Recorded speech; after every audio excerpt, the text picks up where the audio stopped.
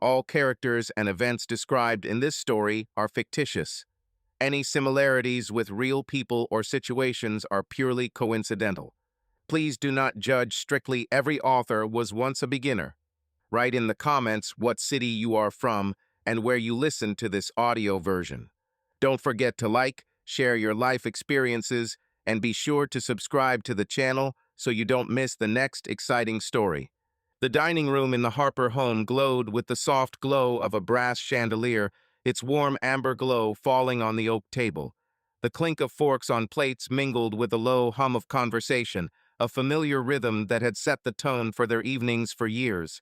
Ellen Harper sat at the head of the table, her brown hair shimmering in the light as she passed a bowl of mashed potatoes to her daughter Emily. Across the street, Tom Harper was slicing meatloaf, his calloused hands moving with the familiar confidence of years of discipline. Their teenage children, Mike and Emily, sat between them, their voices weaved into a tapestry of jokes, complaints, and laughter. It was a scene cut out of a suburban dream, like the ones displayed inside furniture stores. The house, a two-story colonial on a quiet street in suburban Ohio, smelled of rosemary and fresh paint, its walls adorned with family portraits and faded vacation snapshots. Outside, the April evening enveloped the neatly trimmed lawns, and the light scent of flowering dogwoods hung in the air. To any passerby, the Harpers were the picture of contentment, a family that had weathered life's storms and emerged stronger. But Ellen knew the truth. Beneath the warmth of the room, a subtle current of anxiety pulsed, faint but insistent, like a heartbeat she could not quiet.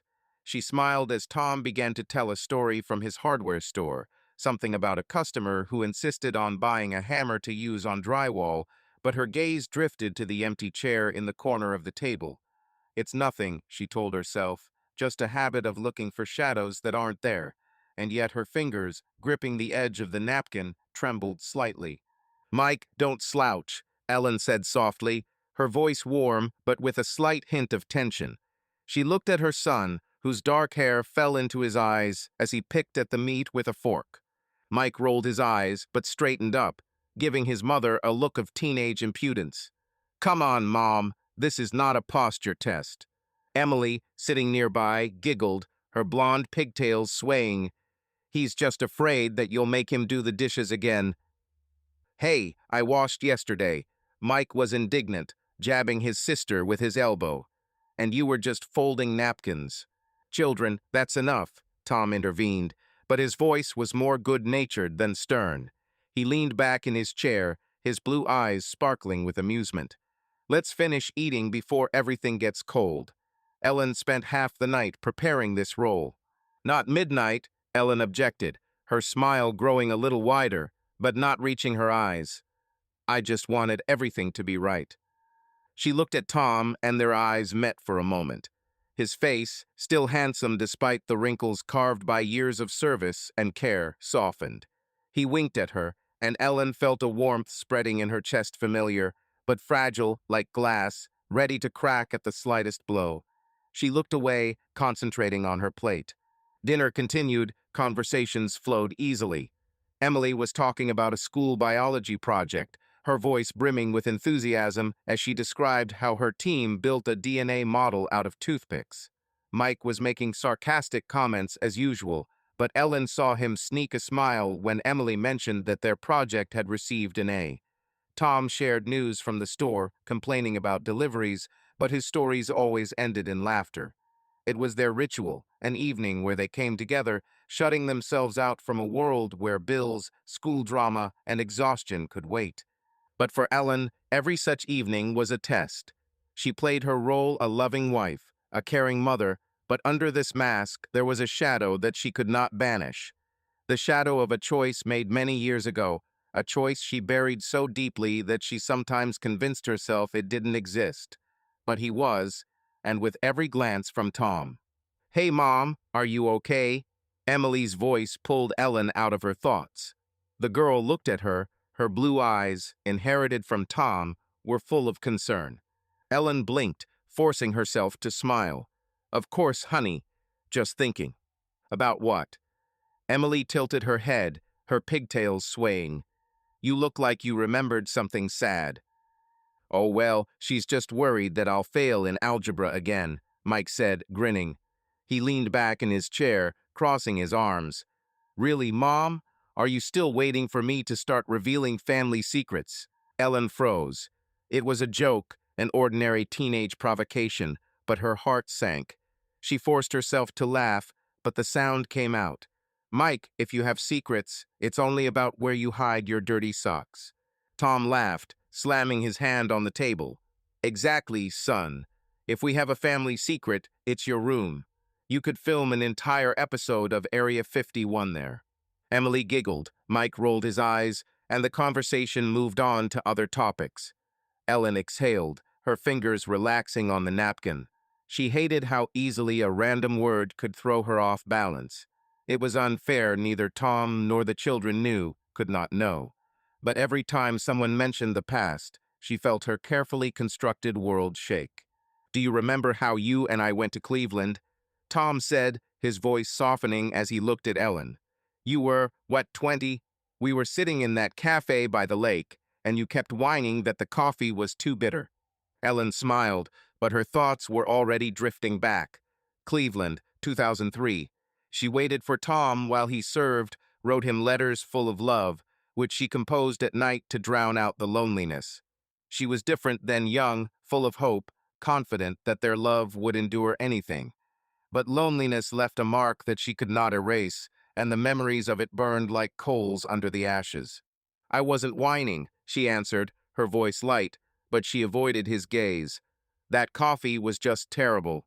Yeah, and then you ordered a pie and ate half of mine, Tom said, his smile growing wider. I still remember that to you. Emily laughed. Dad, you always say that. It was as if your mother was taking the last piece from you. So it was. Tom winked at his daughter, but his gaze returned to Ellen, and there was something warm, almost tangible in it. The best years, right? Ellen nodded, but her throat tightened. The best years.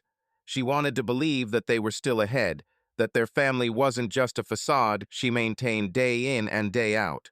But the truth, buried in the past, whispered that everything could collapse. Dinner ended and Ellen began to collect the plates, refusing Emily's help. Go to your homework, she said, her voice firmer than she intended. And you, Mike, don't forget about algebra. Yes, yes, muttered Mike, already heading towards the stairs. Emily paused, looking at her mother. Are you sure everything is fine? She asked quietly. Ellen touched her shoulder, forcing herself to smile. Exactly, honey. Go, don't worry. Emily nodded, but her gaze was too penetrating for a 14-year-old. She left, and Ellen was left alone in the dining room, surrounded by silence. She looked at the empty chair, and for a moment she thought she saw a shadow, not a ghost, but the girl she once was. The girl who made a choice that changed everything. Tom entered the room. His steps were heavy but familiar. He stopped behind her, his hands on her shoulders. You're kind of quiet today, he said, his voice soft but with a hint of concern. Did something happen? Ellen closed her eyes, feeling the warmth of his hands. She wanted to turn around, cuddle up to him, tell him everything, and throw off this burden. But instead, she shook her head. I'm just tired, she lied. Long day. He squeezed her shoulders, but did not insist. Okay, I'll go make sure Mike isn't stuck on his phone instead of studying. When he left, Ellen opened her eyes and looked out the window. Outside, night had fallen over the suburbs, engulfing lawns and streetlights. She knew that this evening was just a lull. Something inside her whispered that her world, so fragile and carefully built over 20 years, would not last long. Ellen stood at the sink, rinsing dishes. The water flowed smoothly, drowning out the sounds of the TV from the living room, where Tom was watching the news. She looked at her reflection in the window above the sink, a face that still looked younger than its 42 years, but the eyes betrayed fatigue. Eyes that have seen too much. She remembered those years when Tom was in the service. Nights when she sat alone, clutching his letters, trying to hold their love through the distance. Then she was vulnerable, lost, and this feeling still lived in her, like an echo.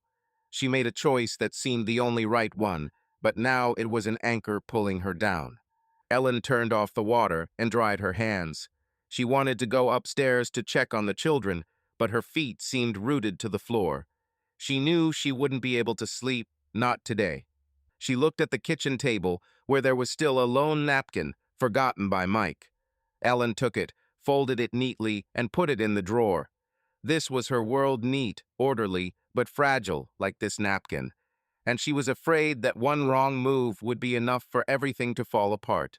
She went upstairs and stopped at Emily's room.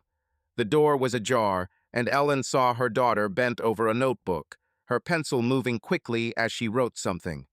Ellen wanted to knock, but changed her mind. Instead, she walked to Mike's room, where the music was blaring. She knocked but didn't enter, knowing he wouldn't want to talk. Returning to the bedroom, Ellen sat on the edge of the bed. Tom was downstairs, his voice coming from the living room as he spoke on the phone with someone from the store. She looked at their wedding photo on the bedside table. They were so young, so confident. She touched the frame, her fingers lingering on the glass.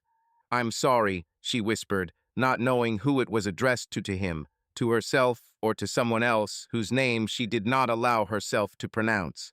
She lay down, closing her eyes, but sleep did not come. Instead, her mind spun, going back to those years, to the decisions she couldn't undo. She knew that her life was a house built on sand. The silence in the Harper house was almost palpable, as if the night that had fallen on the Ohio suburbs brought with it not only darkness, but also a heaviness that made it difficult to breathe. Ellen lay in bed, her eyes open, staring at the ceiling, where the shadows of the street lamp cast blurry patterns. She tried to sleep, but her thoughts swirled like autumn leaves caught in the wind, bringing her back to moments she tried to forget. Tom was breathing quietly next to her. His warm presence, usually calming, today only increased her anxiety. She carefully slipped out from under the blanket, trying not to wake him, and went downstairs barefoot. The kitchen greeted her with coolness and weak moonlight pouring through the window above the sink. Ellen poured a glass of water, but didn't drink it, she just held it, looking at her reflection in the glass. Her face, pale and tense, seemed alien, like a mask she had worn for too long. Dinner, the children's laughter, Tom's wink, all this was just a few hours ago, but now it seemed distant, like someone else's life. She put the glass on the table and leaned against the countertop, her fingers squeezing the edge as if seeking support. She didn't know why the past felt so acute today. Maybe it was Mike's joke about family secrets, or Emily's gaze, too insightful for her 14 years. Or maybe it was just fatigue, the burden of 20 years that she carried alone. Ellen closed her eyes, trying to push away the images that came to mind. Youth, loneliness, the choice that changed everything. But the images did not go away, they clung to her like shadows. A sudden sound pulled her out of her thoughts, faint but distinct. Knock. Someone was knocking on the front door. Ellen froze, her heart leaping in her chest. She looked at the clock on the wall, 10:30. Too late for neighbors, too late for random guests. The knocking was repeated, more insistent, and a chill ran down her spine. "Tom," she called quietly, her voice trembling despite her attempt to sound calm. She walked up the stairs, her bare feet moving silently. Looking into the bedroom, she saw that Tom was already awake, sitting on the edge of the bed and rubbing his eyes. "What's that noise?" he muttered, his voice hoarse with sleep. "Is someone knocking?" "Yes," Ellen answered, her fingers squeezing the doorframe. "Please check. I don't know who it is." Tom frowned but nodded, pulling on his t-shirt. "Maybe one of the neighbors," he said, but his tone was wary. He walked downstairs, his steps heavy but confident, like those of a man accustomed to facing problems head-on. Ellen followed him, but stopped in the hallway, her heart beating so loudly that she was afraid Tom would hear. She could not explain this panic, but something inside whispered that this knock was not an accident. Tom turned the knob and opened the door, and at the same moment Ellen saw her. The woman stood on the porch, her silhouette illuminated by the dim light of the lantern. She was thin, with long dark hair, matted and damp, as if she had been caught in the rain, although the night was dry. Her face, pale and haggard, was painfully familiar, and Ellen felt her legs give way. "Laura," she breathed, not realizing she had said it out loud. Laura Davis, her little sister, whom she hadn't spoken to in 20 years, stood in front of her. Her eyes, red from tears, were full of despair. She clutched the bag, her fingers trembling, and for a moment Ellen felt as if time had stopped, taking her back to the day they last saw each other, a day full of screams, accusations, and a breakup that did not heal. Ellen, Laura's voice was hoarse, almost above the breaking line. I need your help. Tom turned around, his gaze darting from Laura to Ellen. Ellen, is this your sister? There was surprise in his voice, mixed with wariness. He knew about Laura. He knew they weren't in touch, but Ellen never shared the details. She couldn't. Ellen forced herself to take a step forward, her hands still clutching the hem of her nightgown like a life preserver. Laura, what are you doing here? Her voice was colder than she wanted, but she couldn't hide the panic that was rising in her chest. Now is not the time. Laura stepped closer, her eyes pleading. Please, Ellen, this is Sophie. She had an accident. She's in the hospital, and I don't know what to do. Sophie's name struck Ellen like lightning. She knew who Sophie was, Laura's daughter, her niece, whom she had never seen except in old photographs Laura had sent in the first years after their fight. The name evoked something deeper within her, something she had buried so long ago that she had almost forgotten how much it hurt. She shook her head, her voice becoming harsher. Laura, you can't just show up here in the middle of the night. We don't communicate. You know why. Ellen, please. Laura took another step, her voice breaking. I wouldn't come if it weren't so serious. Sophie needs help. I'm alone. I can't cope. Tom placed his hand on Ellen's shoulder, his touch firm but soothing. Ellen, maybe we should let her in.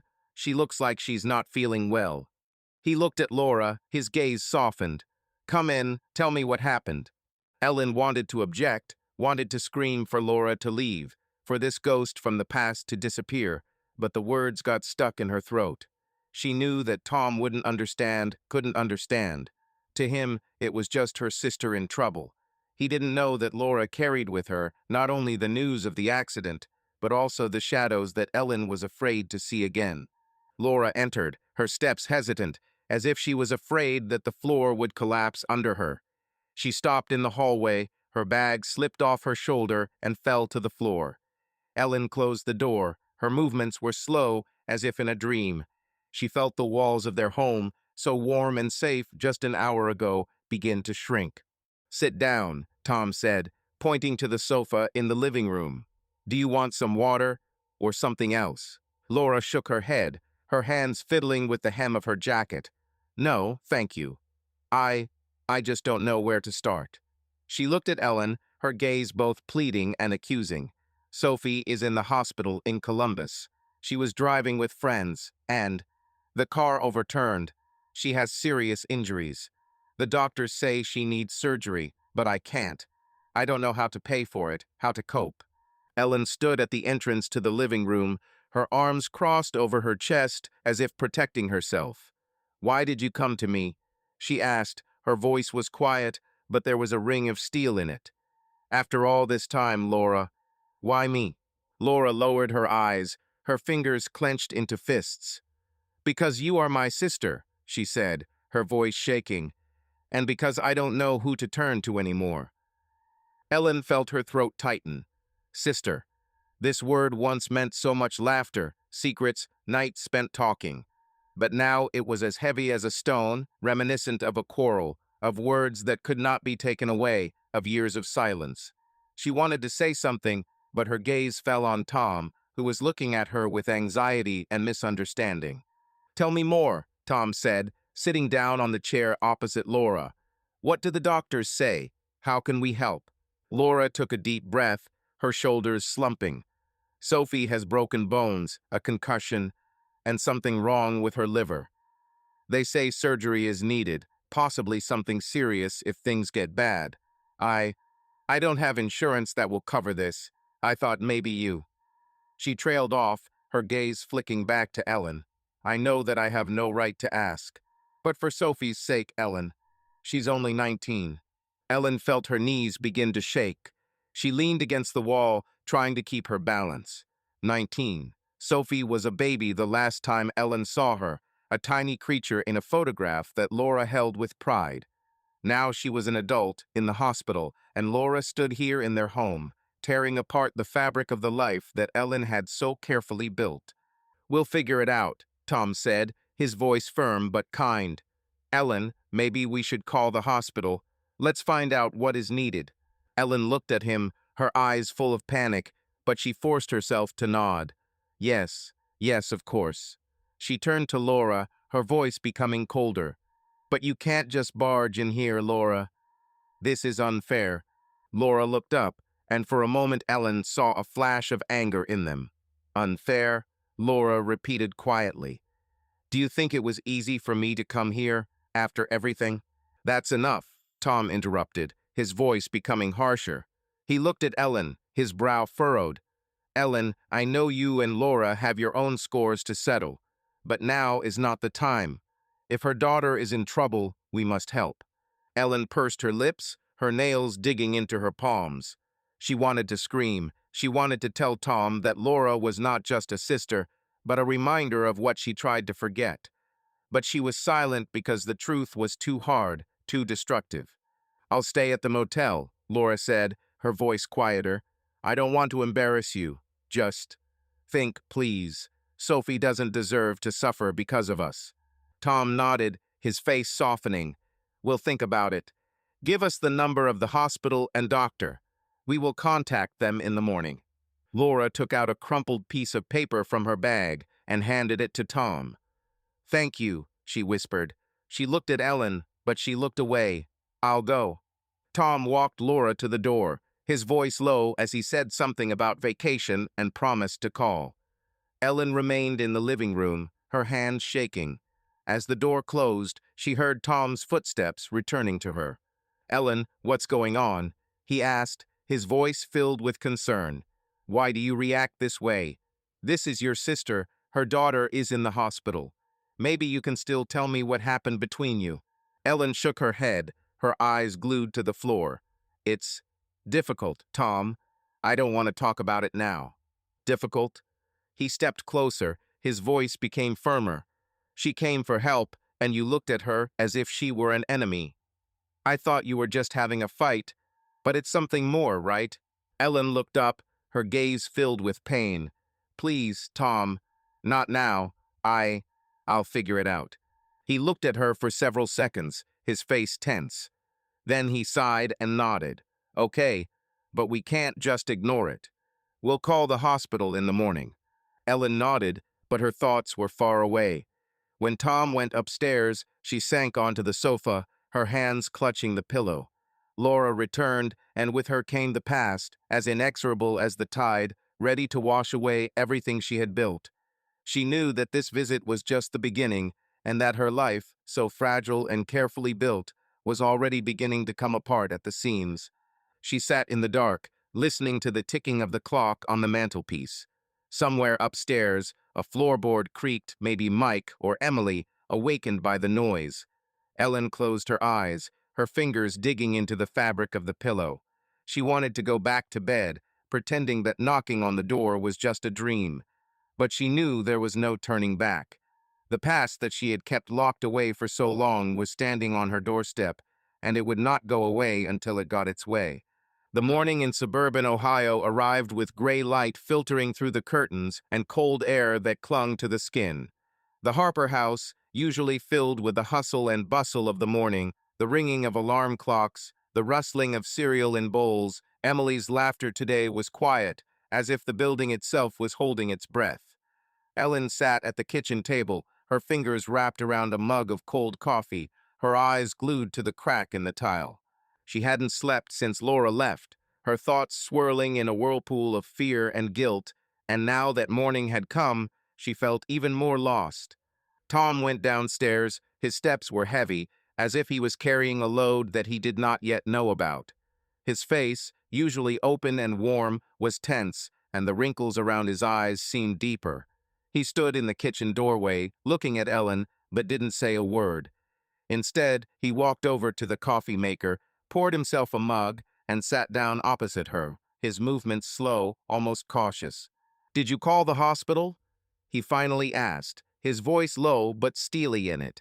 "Or are we going to pretend that nothing happened yesterday?"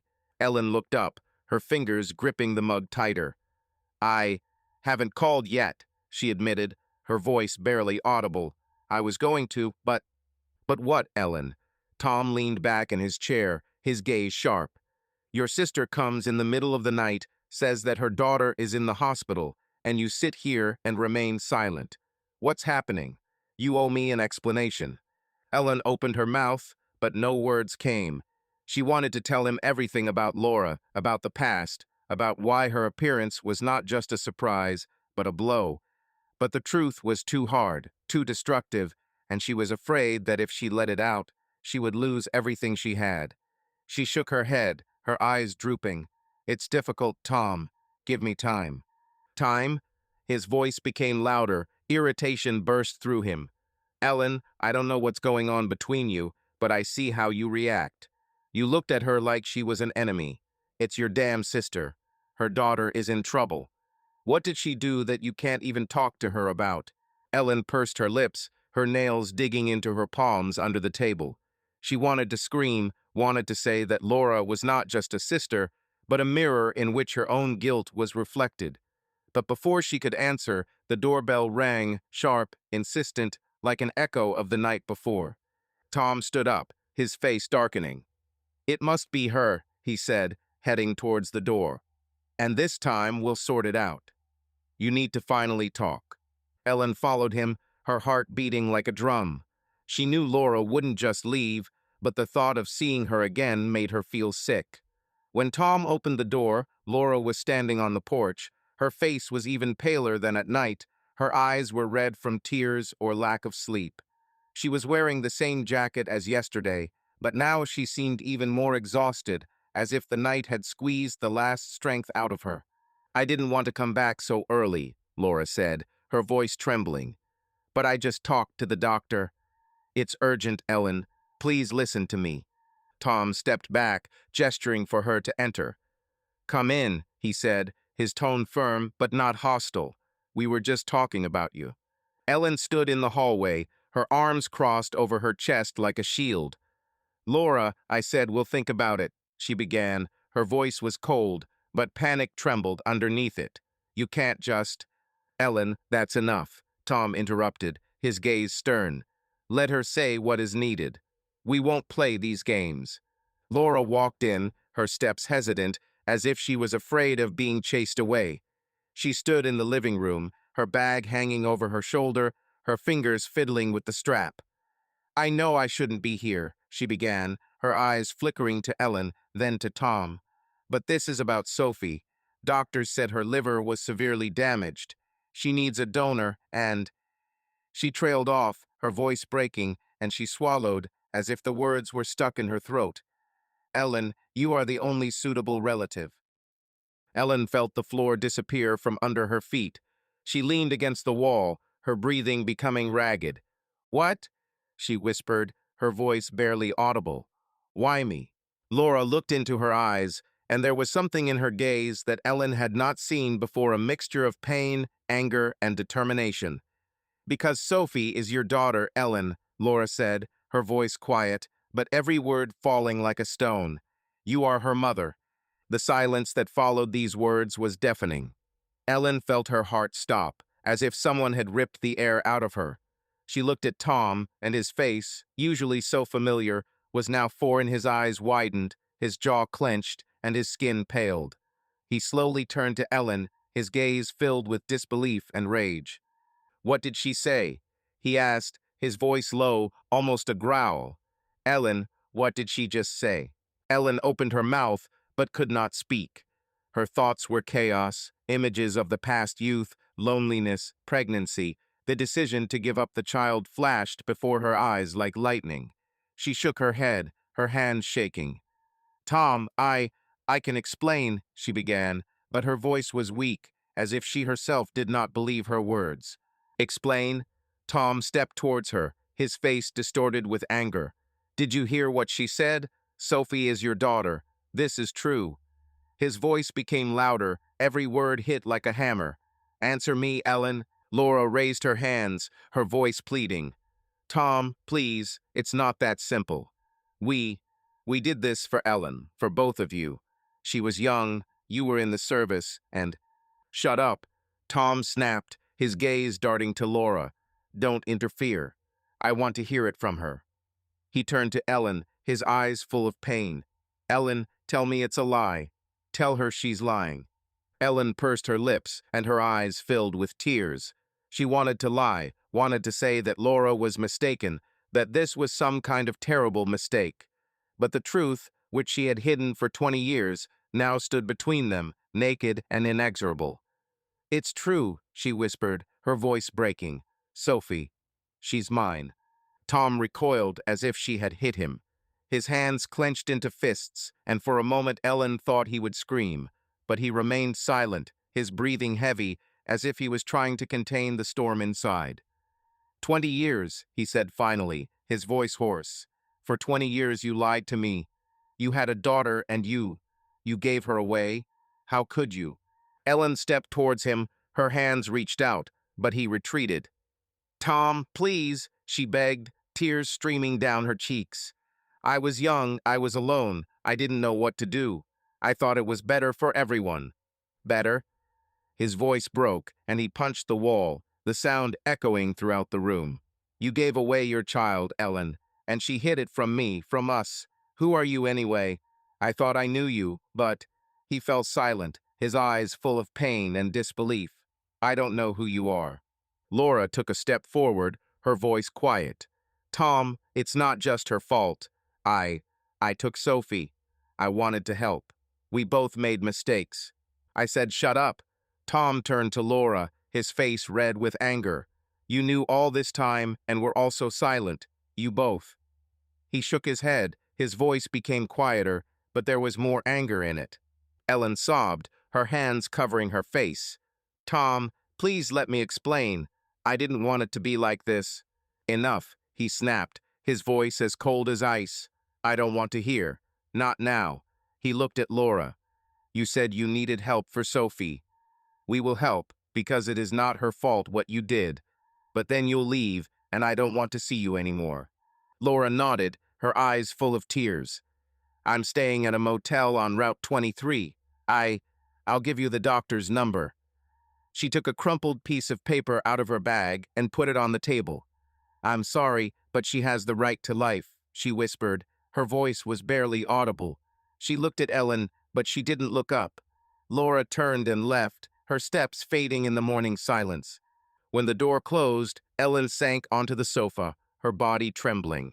She felt like her world was collapsing, like everything she had built, their marriage, their family, their life was crumbling like sand. Tom stood at the window, his back tense, his hands clenched into fists. He didn't look at her, and this silence was worse than any scream. Tom, she began, her voice weak, almost pleading, I love you. I've always loved you. I did it to protect us. He turned, his eyes empty, as if he was looking at a stranger. Protect us, he repeated, his voice full of bitterness. You destroyed us, Ellen. You ruined everything. He walked past her, his steps heavy as hammer blows. Ellen heard the front door slam and his truck started up. She was left alone, surrounded by a silence that was louder than any noise. The truth that she had hidden for 20 years now lay between them like a weapon, and she knew the wounds it caused might never heal. She covered her face with her hands, tears flowing through her fingers. Somewhere above, a floorboard creaked Mike or Emily, perhaps awakened by the screams. Ellen knew that she would have to face them, their questions, their pain. But now she could only sit, feeling her life falling apart and wondering if she would ever be able to put them back together. The Harper house was surrounded by a silence so thick it seemed alive, clinging to the walls like morning fog to the lawns of suburban Ohio. Ellen sat on the living room sofa, her hands still clutching the pillow that had been rumpled after Tom left. His words, "You ruined everything," echoed in her head. Each syllable was like a blow from which she could not recover. The light of the gray morning filtered through the curtains, but it did not bring warmth, only emphasizing the cold that settled in her chest. The floorboard creaked upstairs, reminding her that Mike and Emily would wake up soon, and she would have to face their questions, their pain. But now she was alone, surrounded by the wreckage of her life, and the past she had kept locked away for so long now burst out, demanding an answer. Ellen closed her eyes, her breathing ragged, as if she was trying to hold back tears that had already dried. She didn't want to go back there, those years, those nights, those decisions that changed everything. But the truth revealed by Laura was like a wound, and memories oozed out of it, inexorable like blood. She let them come, knowing she couldn't run anymore. She was 22 when Tom went to work. They had only been married a year, their wedding a small wedding in a small church on the outskirts of Columbus, still as fresh in her memory as the photograph she kept on her bedside table. Ellen promised to wait, and she waited, writing letters full of love, which she composed at night, sitting in their tiny apartment. But the days dragged on like an eternity, and loneliness became her constant companion, tenacious and merciless. She worked in a small office, sorting documents for an insurance company, where she was surrounded by colleagues whose lives seemed simpler, freer. Among them was David, a man several years older, with an easy smile and the ability to listen. He was not Tom, and Ellen never loved him, but in his company she felt alive, needed. Their conversations over coffee turned into dinners, and dinners into nights that Ellen later tried to erase from her memory. It wasn't passion, it wasn't love, it was an escape from the emptiness that threatened to consume her. When she found out she was pregnant, the world stopped. She sat in the bathroom, holding the test, her hands shaking and her heart beating so loudly it drowned out everything else. Tom was thousands of miles away, his letters arrived once a month, and every word in them was about the future, their future, which she now could not imagine. She knew that she couldn't tell him, couldn't destroy his faith in her, in them. But she also knew that she was not ready to be a mother, not alone, not in the life she led. Ellen called Laura, her younger sister, who was then living in Cincinnati trying to build a career as an artist. Laura arrived the next day, her dark hair pulled back into a messy bun, her eyes full of worry. They sat in Ellen's apartment, surrounded by silence, and Ellen told everything about David, about the pregnancy, about the fear that squeezed her throat. Laura listened without interrupting, her face serious but not judgmental. "What do you want to do?" Laura asked, her voice soft but firm. Ellen shook her head, her tears falling onto her knees. "I don't know. I can't. I can't leave the baby, but I can't lose Tom either. He will never forgive me." Laura took her hand. Her fingers were warm despite the cold in the room. "You don't have to decide this alone," she said. "This child has the right to life. You can't get rid of pregnancy. I can. I can take him. Raise him like your own." Ellen looked at her, her eyes full of disbelief. "Are you serious?" "Laura, this is too much. You shouldn't." "I'm serious," Laura interrupted, her voice becoming firmer. "You are my sister, Ellen. I won't let you ruin my life. But you have to be honest with yourself. If you give the child away, it will be your choice, and you will have to live with him." Ellen was silent, her thoughts were chaos. She knew that Laura was right, but the thought of giving away her child, hers and someone else's, a child she already felt, was like a knife. She thought about Tom, about his smile, about his letters, about the life they promised each other, and she knew that she would not be able to save this life if the truth came out. She agreed. The pregnancy took place in secret. Ellen took a vacation and went to Laura, away from prying eyes. Laura was there, helping, supporting, but tension grew between them. Ellen saw Laura become attached to a child who was not yet there, and it filled her with a mixture of gratitude and pain. When Sophie was born, Ellen held her for only a few minutes, a tiny creature with dark eyes that looked at her as if she knew everything. Then she gave it to Laura, and her heart cracked like glass. Laura left with Sophie, and Ellen returned to her life. She wrote to Tom, smiled when he called, and prayed that he would never find out. But every time she saw a baby stroller on the street, every time she heard a child laugh, she felt her choice returning, like an echo that would not stop.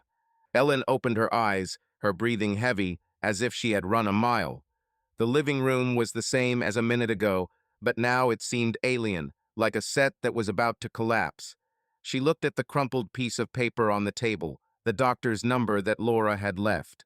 Her fingers trembled as she took it, but she couldn't bring herself to call.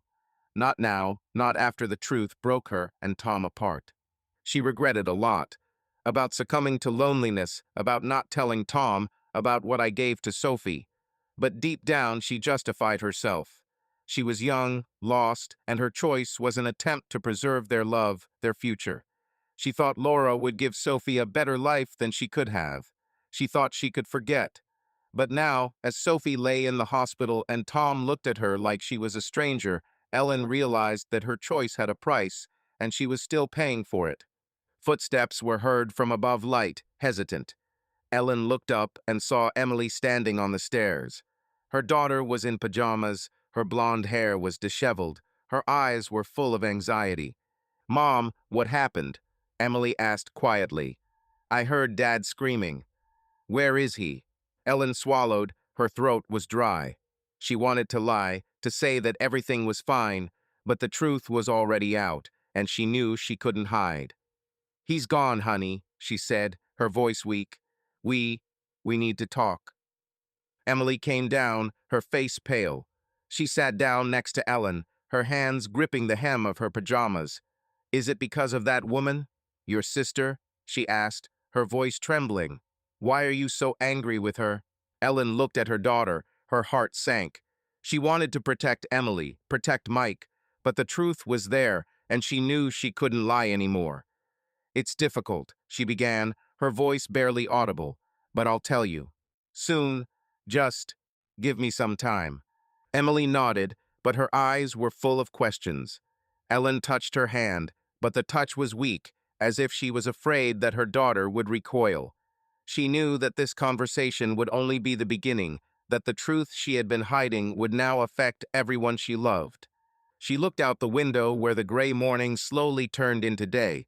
Tom was there somewhere, full of anger and pain. Laura was out there somewhere, carrying her load of guilt.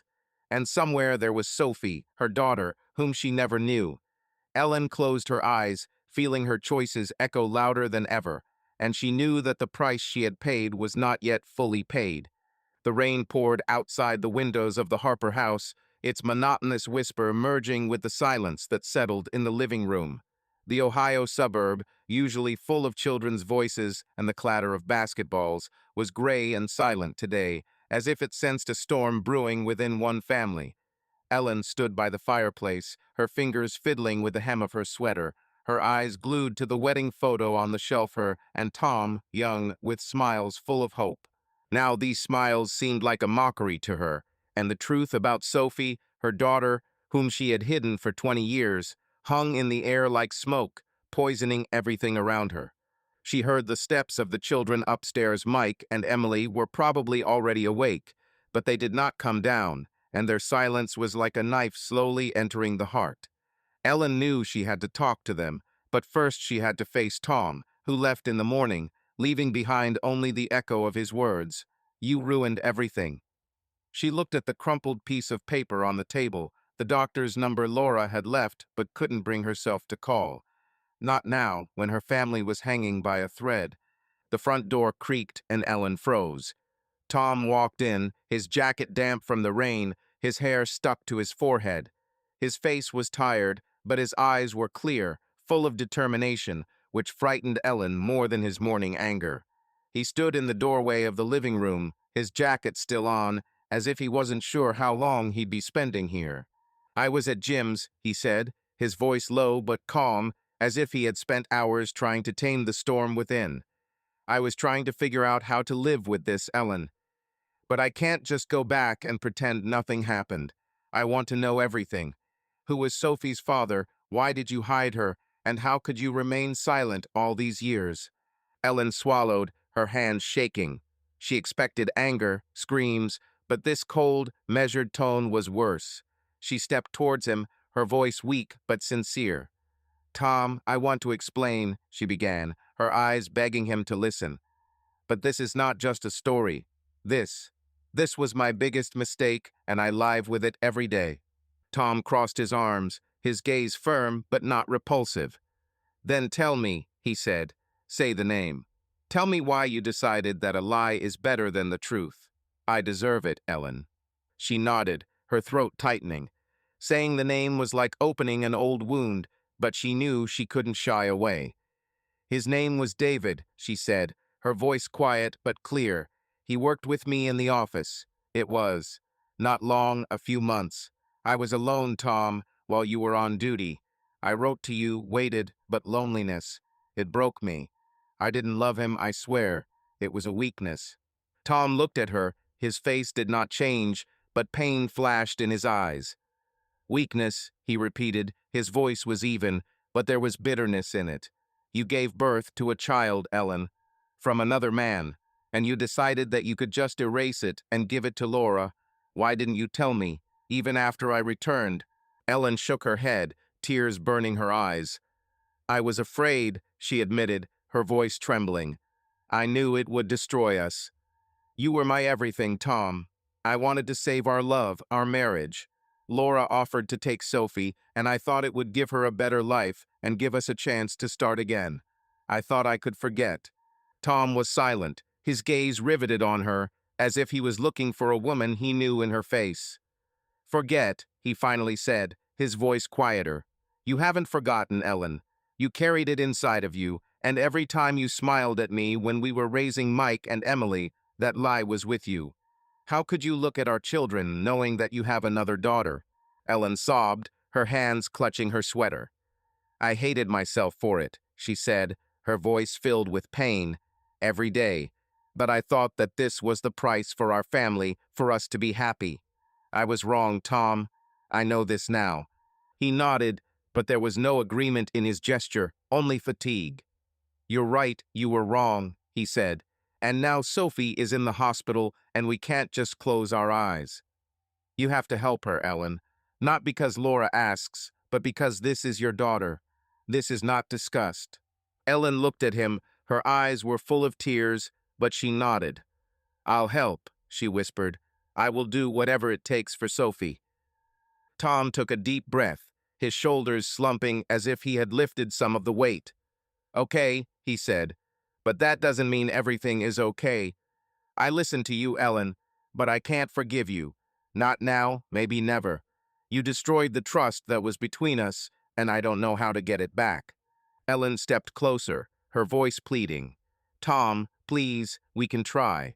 For Mike, for Emily, they shouldn't have to suffer because of my mistakes. Tom looked at her. His eyes were full of pain, but there was also determination in them. I don't want to hurt the children, he said. We will find a way to protect them, talk to them, explain what is happening. But Ellen, we can't live together. Not after this.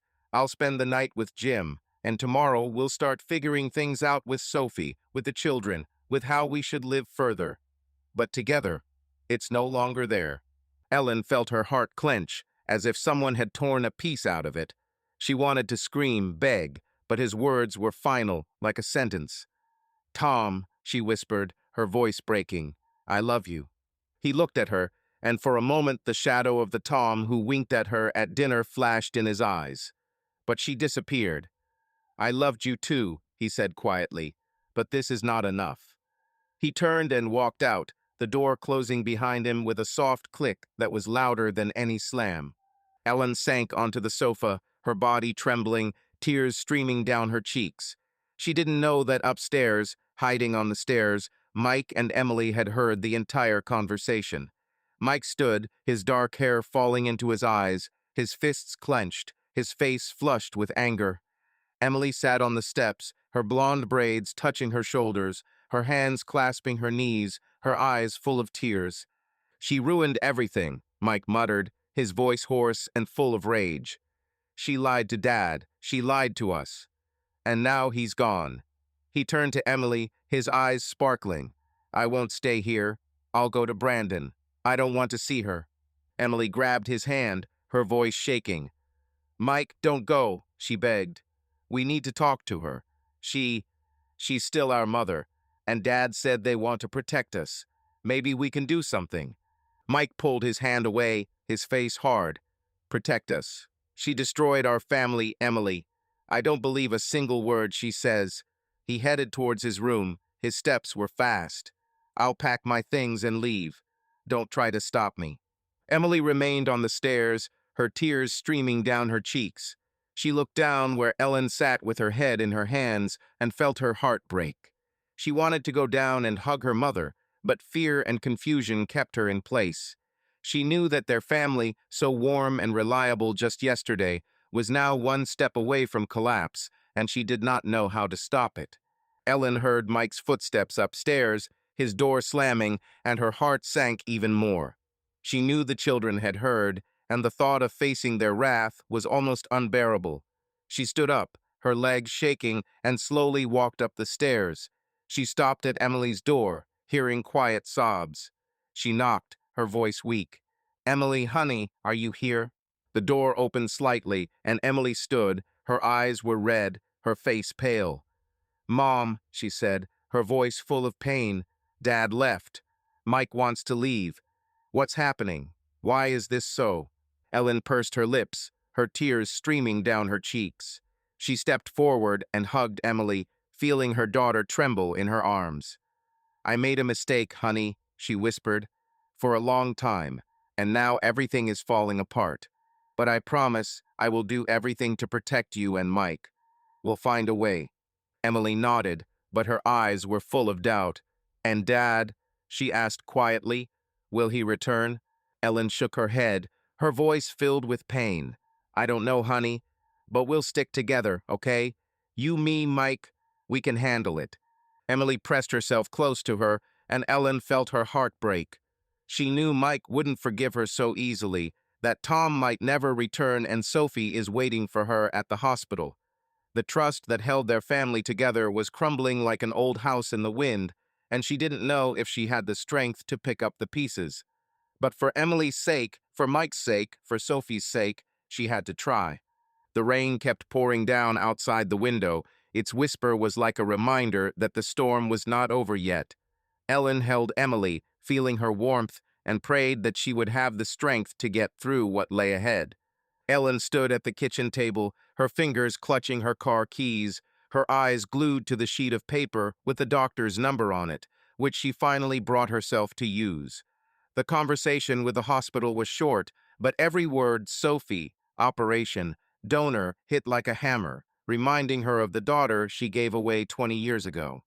Tom did not return home. His truck remained with Jim, and this absence was like a wound that would not stop bleeding. Mike went to see his friend Brandon last night, giving Ellen a look of anger, and Emily, although she stayed, was quiet, her eyes full of questions that Ellen couldn't answer.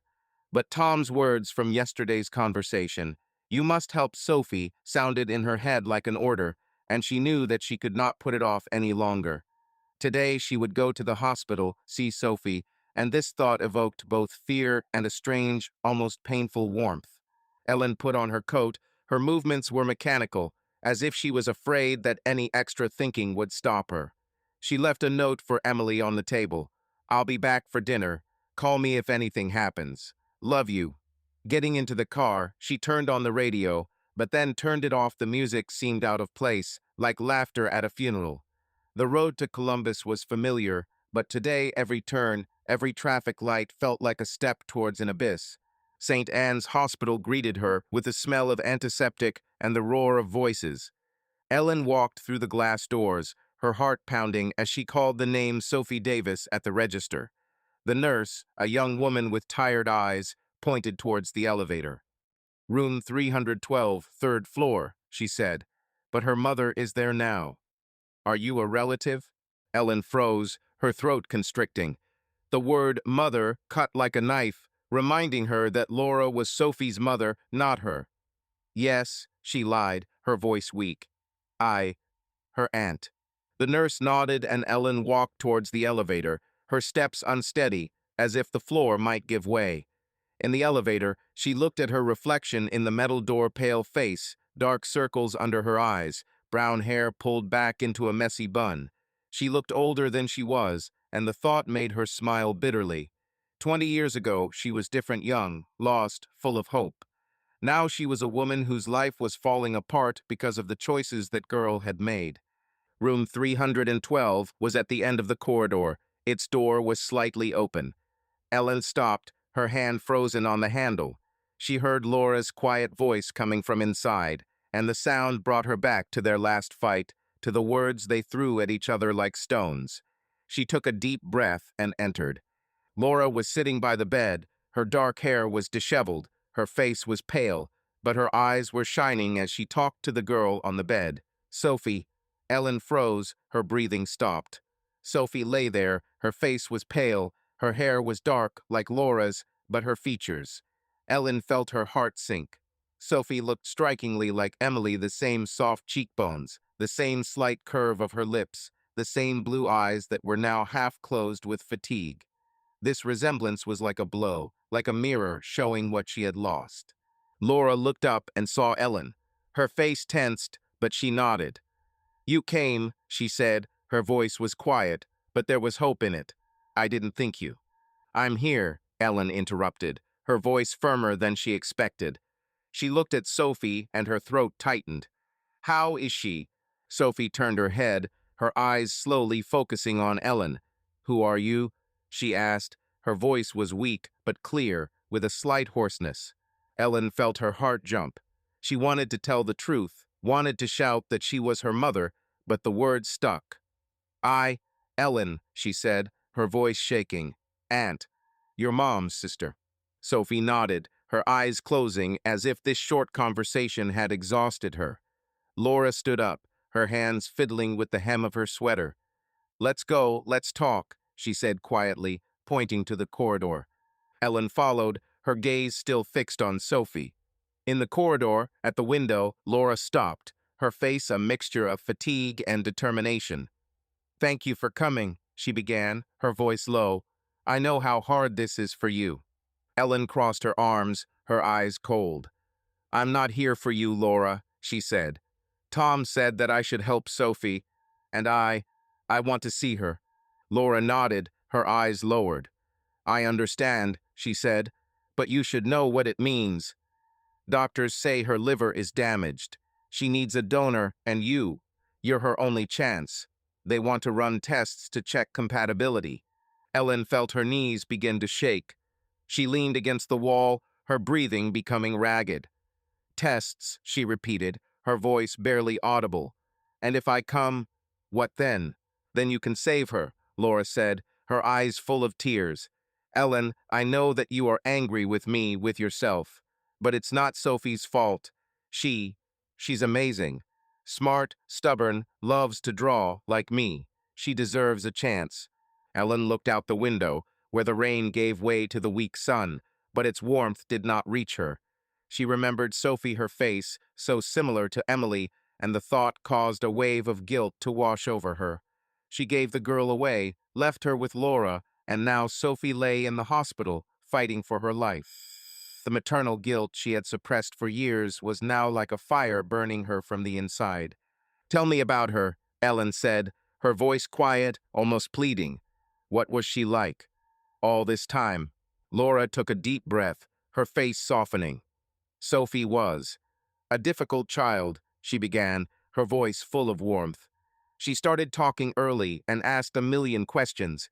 She was the best in art at school, but hated math. Laura smiled, but her smile was bitter. She always wanted to know about her past, about her family. "I told her about you, but not everything. I told you that you are busy, that you have your own life." She wasn't angry, but I saw that she was in pain. Ellen pursed her lips and her eyes filled with tears. "You raised her well," she said, her voice full of pain. "Better than I could." Laura shook her head, her eyes filled with tears. "Don't say that, Ellen. I loved her, but I always knew that she was yours. And now it's up to you to decide what to do." Ellen turned away, her gaze falling on the floor, where the tiles were laid out in a checkerboard pattern. She remembered holding Sophie just minutes after birth, her tiny fingers squeezing her hand. Then she thought she was doing the right thing by giving it to Laura.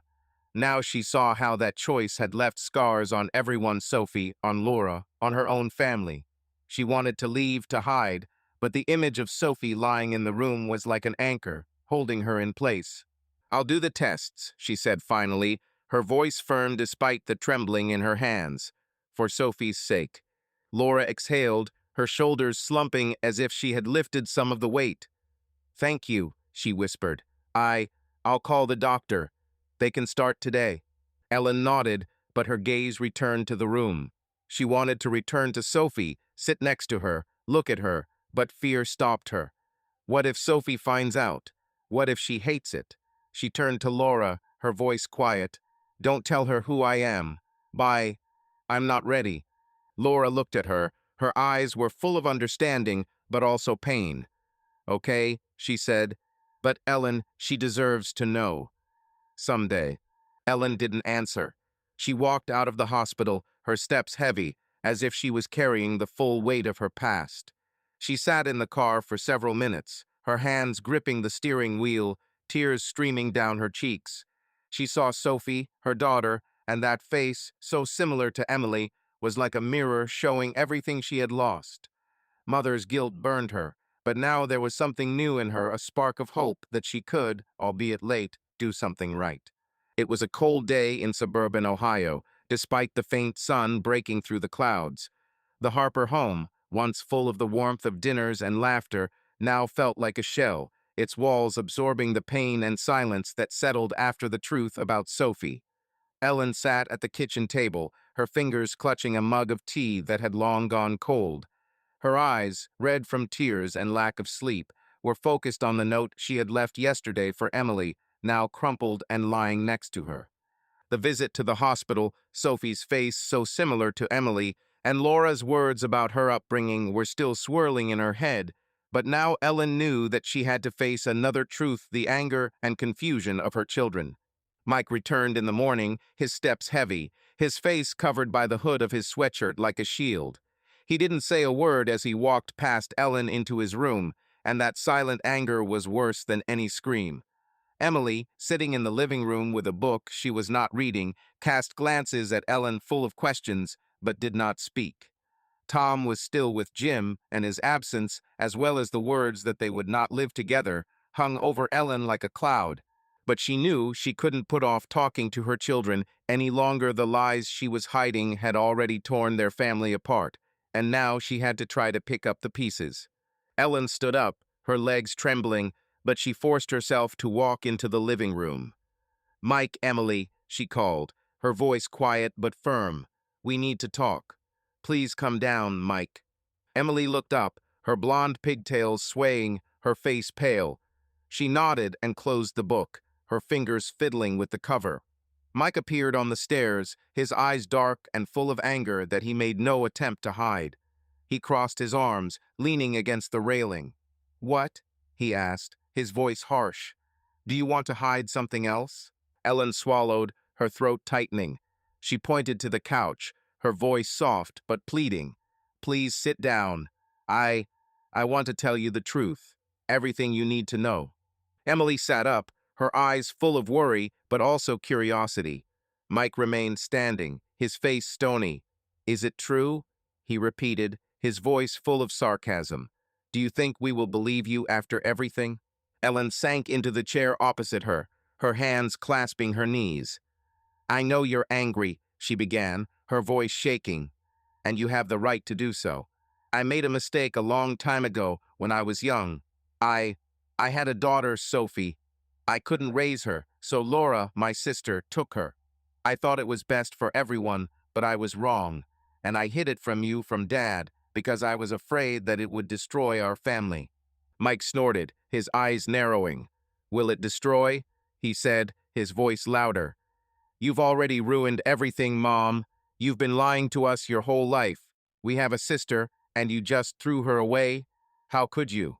He stepped forward, his fists clenching. You betrayed Dad, you betrayed us. I don't want to listen to you. Ellen shuddered, her eyes filled with tears. Mike, please, she said, her voice filled with pain. I didn't throw it away. I thought Laura would give her a better life. I was young, I was afraid. I didn't want you to suffer because of my mistakes. Emily looked at her, her voice quiet but clear. And Sophie? She asked, her eyes full of confusion. What is she like? Have you seen her? Does she, does she know you're her mom?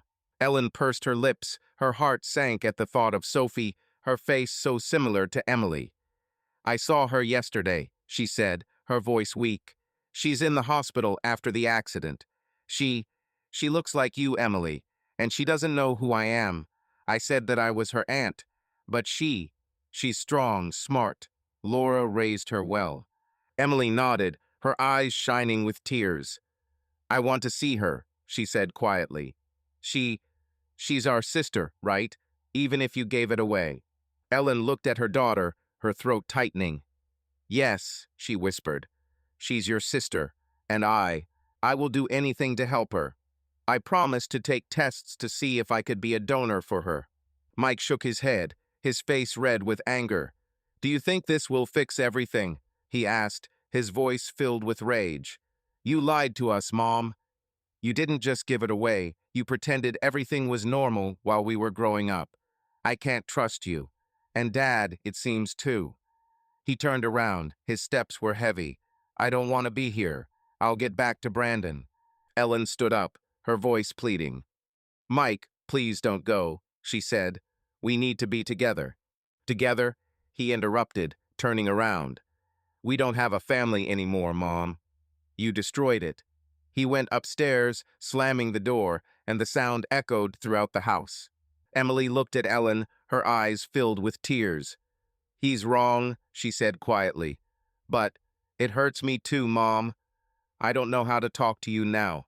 Ellen extended her hand, but Emily pulled away, her movement light but painful. I understand, honey, Ellen said, her voice filled with tears.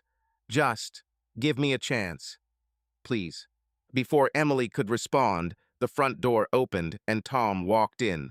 His jacket was dry, but his face was tired, his eyes cold as morning rain.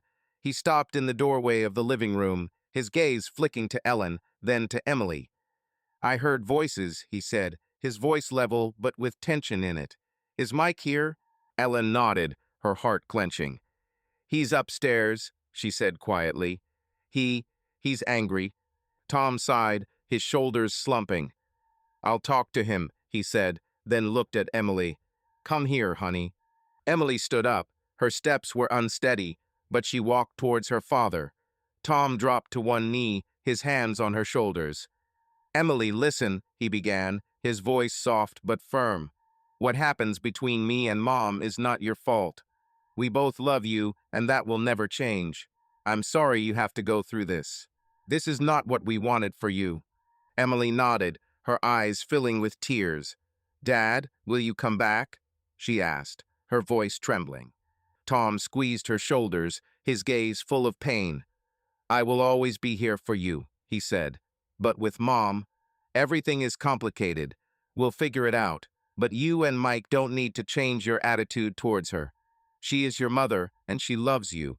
Don't be rude to her. Don't push her away, even if you're angry. Fine? Emily nodded, her tears streaming down her cheeks. Okay, Dad, she whispered. Tom stood up and looked at Ellen, his gaze cold and distant. I spoke to the lawyer, he said, his voice level, but every word felt like a blow. I'm thinking about divorce, Ellen. But for the sake of the children, I don't want it to be messy.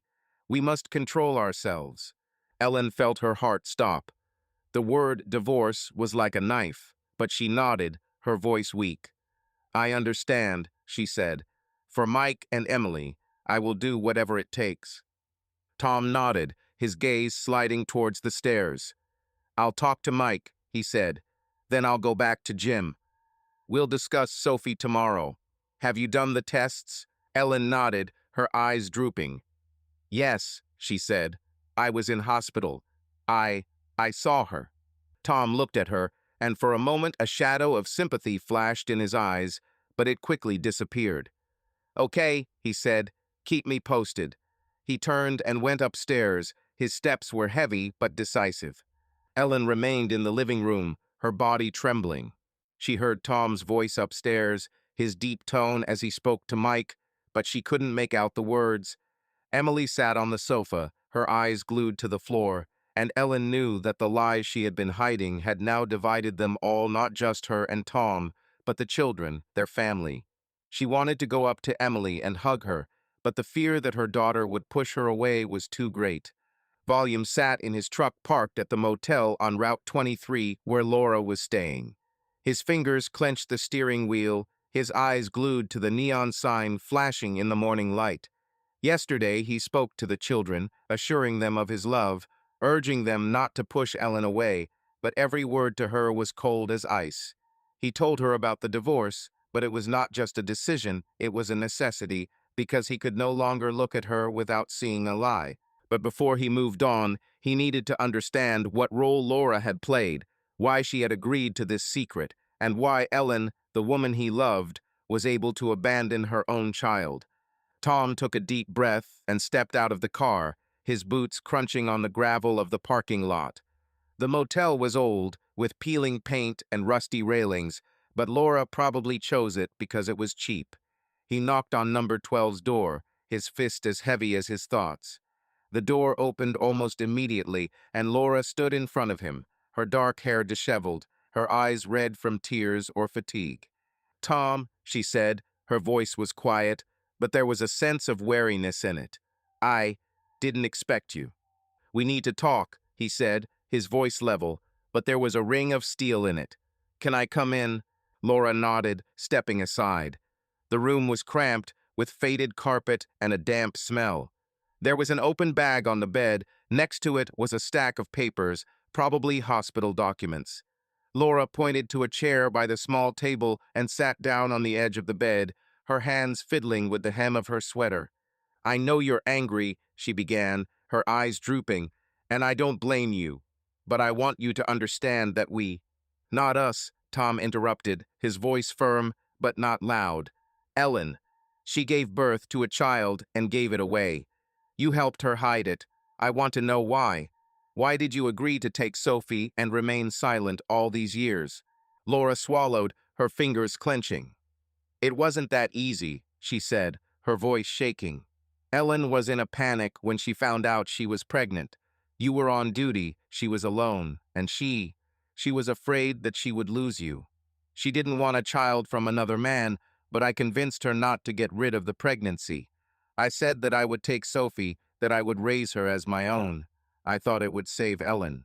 Tom looked at her, his face motionless, but anger burning in his eyes. "Will he save her?" he repeated, his voice full of bitterness. "You helped her lie to me. 20 years, Laura. For 20 years I lived with a woman who hid her daughter from me, and you were part of it." Laura raised her eyes, a flash of anger flashed in them. "I did it for her," she said, her voice becoming firmer, "and for Sophie's sake. I loved her, Tom. I raised her as my own, and I never regretted it. Ellen wanted to protect your marriage, and I thought I was helping." Tom shook his head, his fists clenching. "Protect our marriage," he said, his voice full of sarcasm. "She didn't protect him, Laura. She built it on lies. But do you know what's worse?" He fell silent, his gaze becoming sharp as a blade. "She abandoned her child. She held Sophie, looked at her, and gave her away. I can't understand it. I can't understand how someone can give away their child." Laura lowered her eyes, her shoulders slumped. "She was young," she said quietly. "She was afraid. We both made mistakes, Tom, but Sophie shouldn't have to suffer because of them. Ellen agreed to donation tests. She wants to help." Tom stood up, his steps heavy as he walked to the window. He looked out over the parking lot, where his truck gleamed in the morning sun. "She should help," he said, his voice cold. "This is her daughter. But that doesn't change what she did. She didn't just lie, Laura. She rejected a part of herself, a part of us, and I can't live with this." Laura looked at him, her eyes full of tears. "You want to divorce her," she said, her voice barely audible. "I see it in you. But think about Mike and Emily. Don't talk to me about my children," Tom snapped, his voice becoming harsher. "I will do everything to protect them. But I can't pretend that everything is fine. Ellen betrayed me, betrayed our family. This is the point of no return." Laura nodded, her hands trembling. "I understand," she whispered. "But Tom, Sophie need Ellen, and maybe Ellen needs Sophie. Don't take this chance away from her." Tom didn't answer. He turned and walked out, his footsteps echoing in the motel hallway.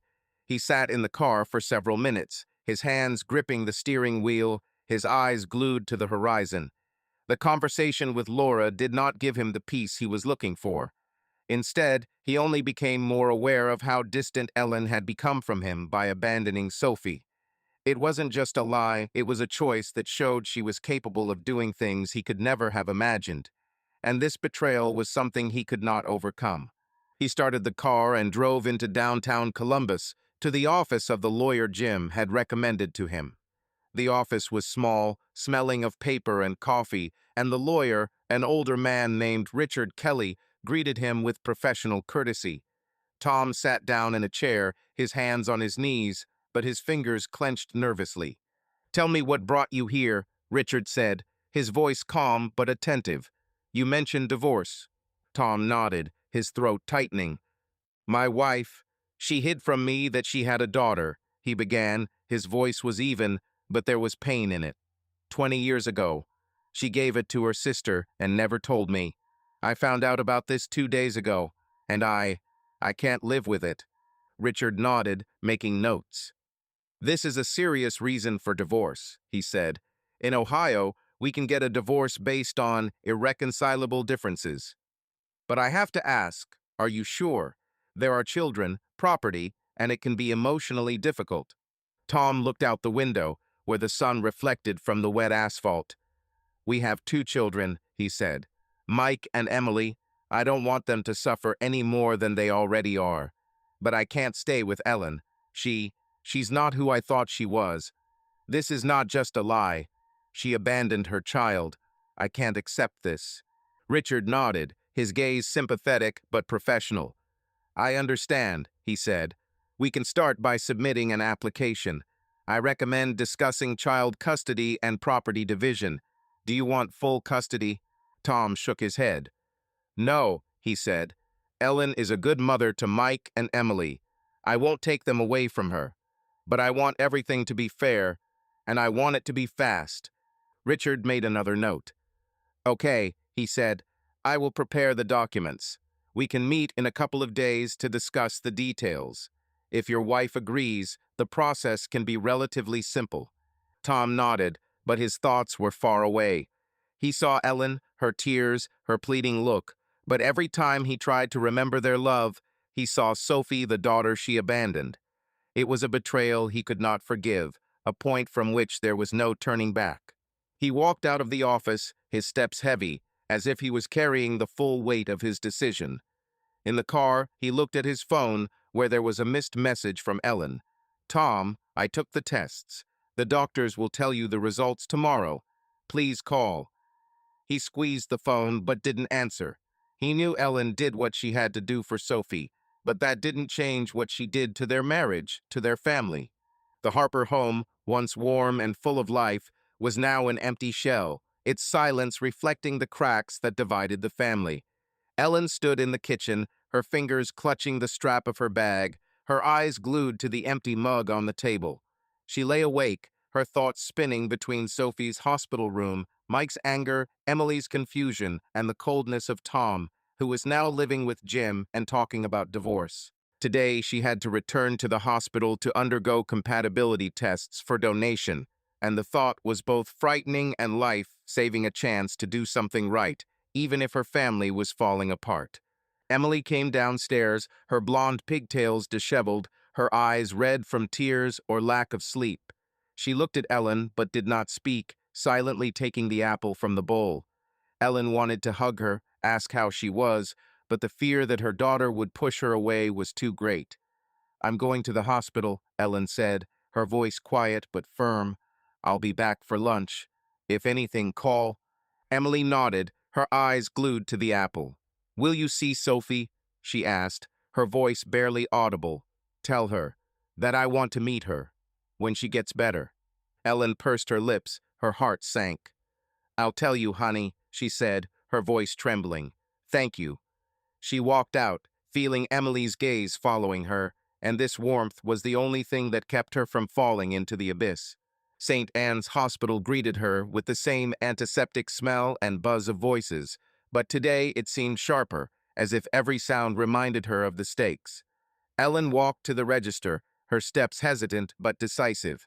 The nurse, different from yesterday, looked at her with curiosity when she said her name and the purpose of the visit. Donation for Sophie Davis. She clarified, her tone was professional, but a shadow of condemnation flashed in her eyes. Are you a relative? Ellen froze, her throat constricting.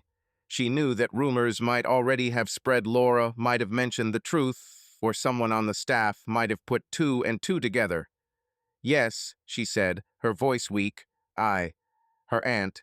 The nurse nodded, but her gaze was heavy, as if she knew more than she was saying. She gave Ellen a form and directed her to the laboratory on the third floor. In the hallway, Ellen felt eyes on her nurses, visitors, even the janitor, and each of them was like a needle digging into her skin. She knew what they were thinking. The woman who gave away her child was now trying to atone. The condemnation was almost palpable, but Ellen clenched her jaw and moved on, her determination stronger than her shame. In the laboratory, she was met by a doctor, a middle-aged man with tired eyes and gray hair at the temples. Mrs. Harper, he said, looking over her form, we will conduct blood tests and several tests to check your compatibility for liver transplantation. This will take a couple of hours.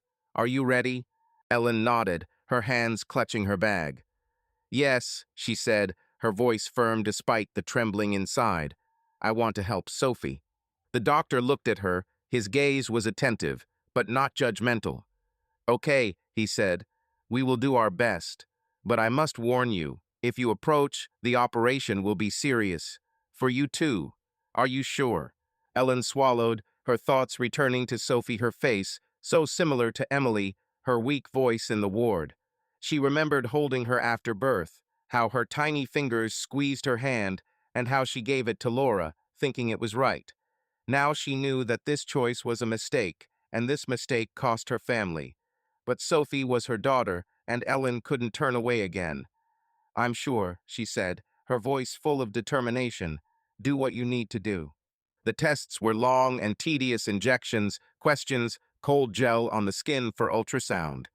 Ellen lay on the couch, her eyes glued to the ceiling, but her thoughts were far away. She saw Mike, his angry look, his words, "You destroyed our family." She saw Emily, her confusion, her desire to meet Sophie. And she saw Tom, his cold eyes, his words about divorce. Every test, every injection was like a step towards redemption, but she knew that the sacrifice she was preparing might not bring her family back. When the tests were finished, the doctor said that the results would be back tomorrow, and Ellen walked out of the laboratory, her body heavy, as if she was carrying the full weight of her past. In the corridor, she ran into Laura, who was walking towards Sophie's room. Her face was pale, but her eyes shone with hope. You did it, Laura said, her voice quiet but full of relief. Thank you, Ellen. Ellen nodded, her gaze distant. I did what I had to do, she said, her voice cold. But that doesn't mean I forgave you, or yourself. Laura lowered her eyes, her hands clenched.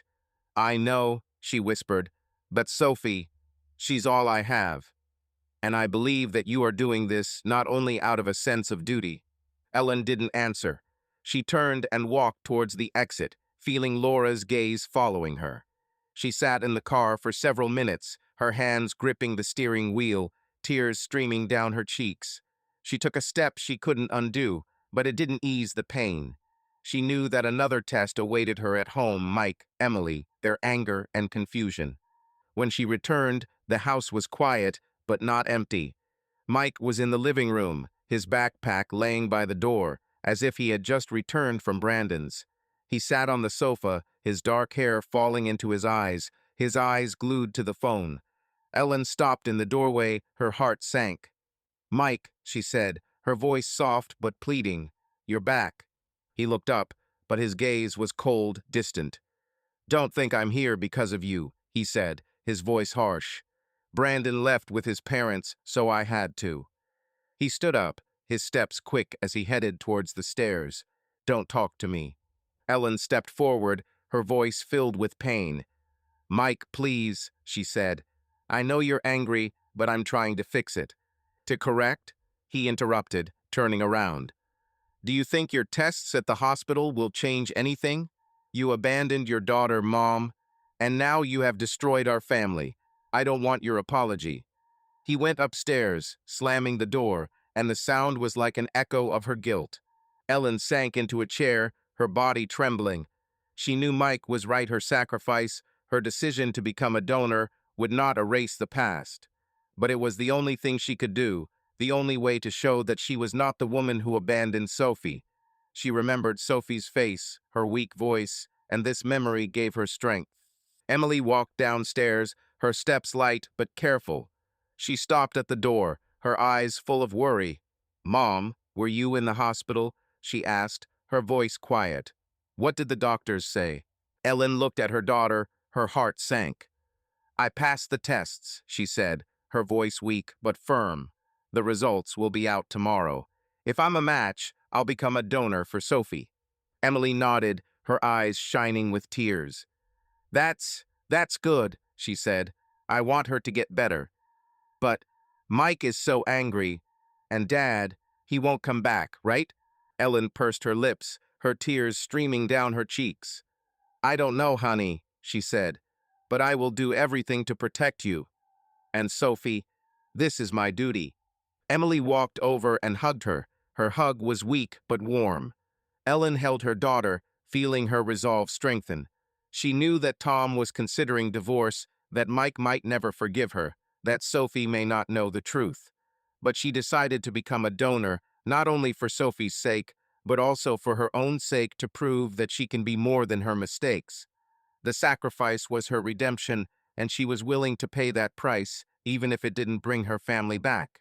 The morning in suburban Ohio was gloomy, with heavy clouds blocking the sun, as if unwilling to give light to the broken Harper family. Ellen's house, once full of warmth and laughter, was now a shadow of its former self, its silence reflecting the emptiness left by Tom's departure and Mike's anger. Ellen stood at the kitchen window, her fingers gripping the edge of the sink, her gaze fixed on the wet street, where the rain left puddles like mirrors of her guilt.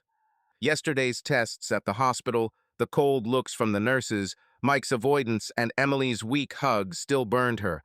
But today she had to return to the hospital, not only for the sake of the test results, but also for the sake of Laura, with whom she had to talk.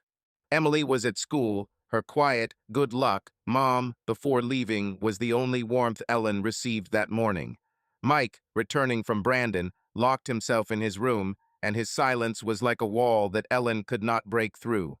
Tom, living with Jim and contemplating divorce, did not respond to her messages, and this coldness was like a knife slowly entering his heart.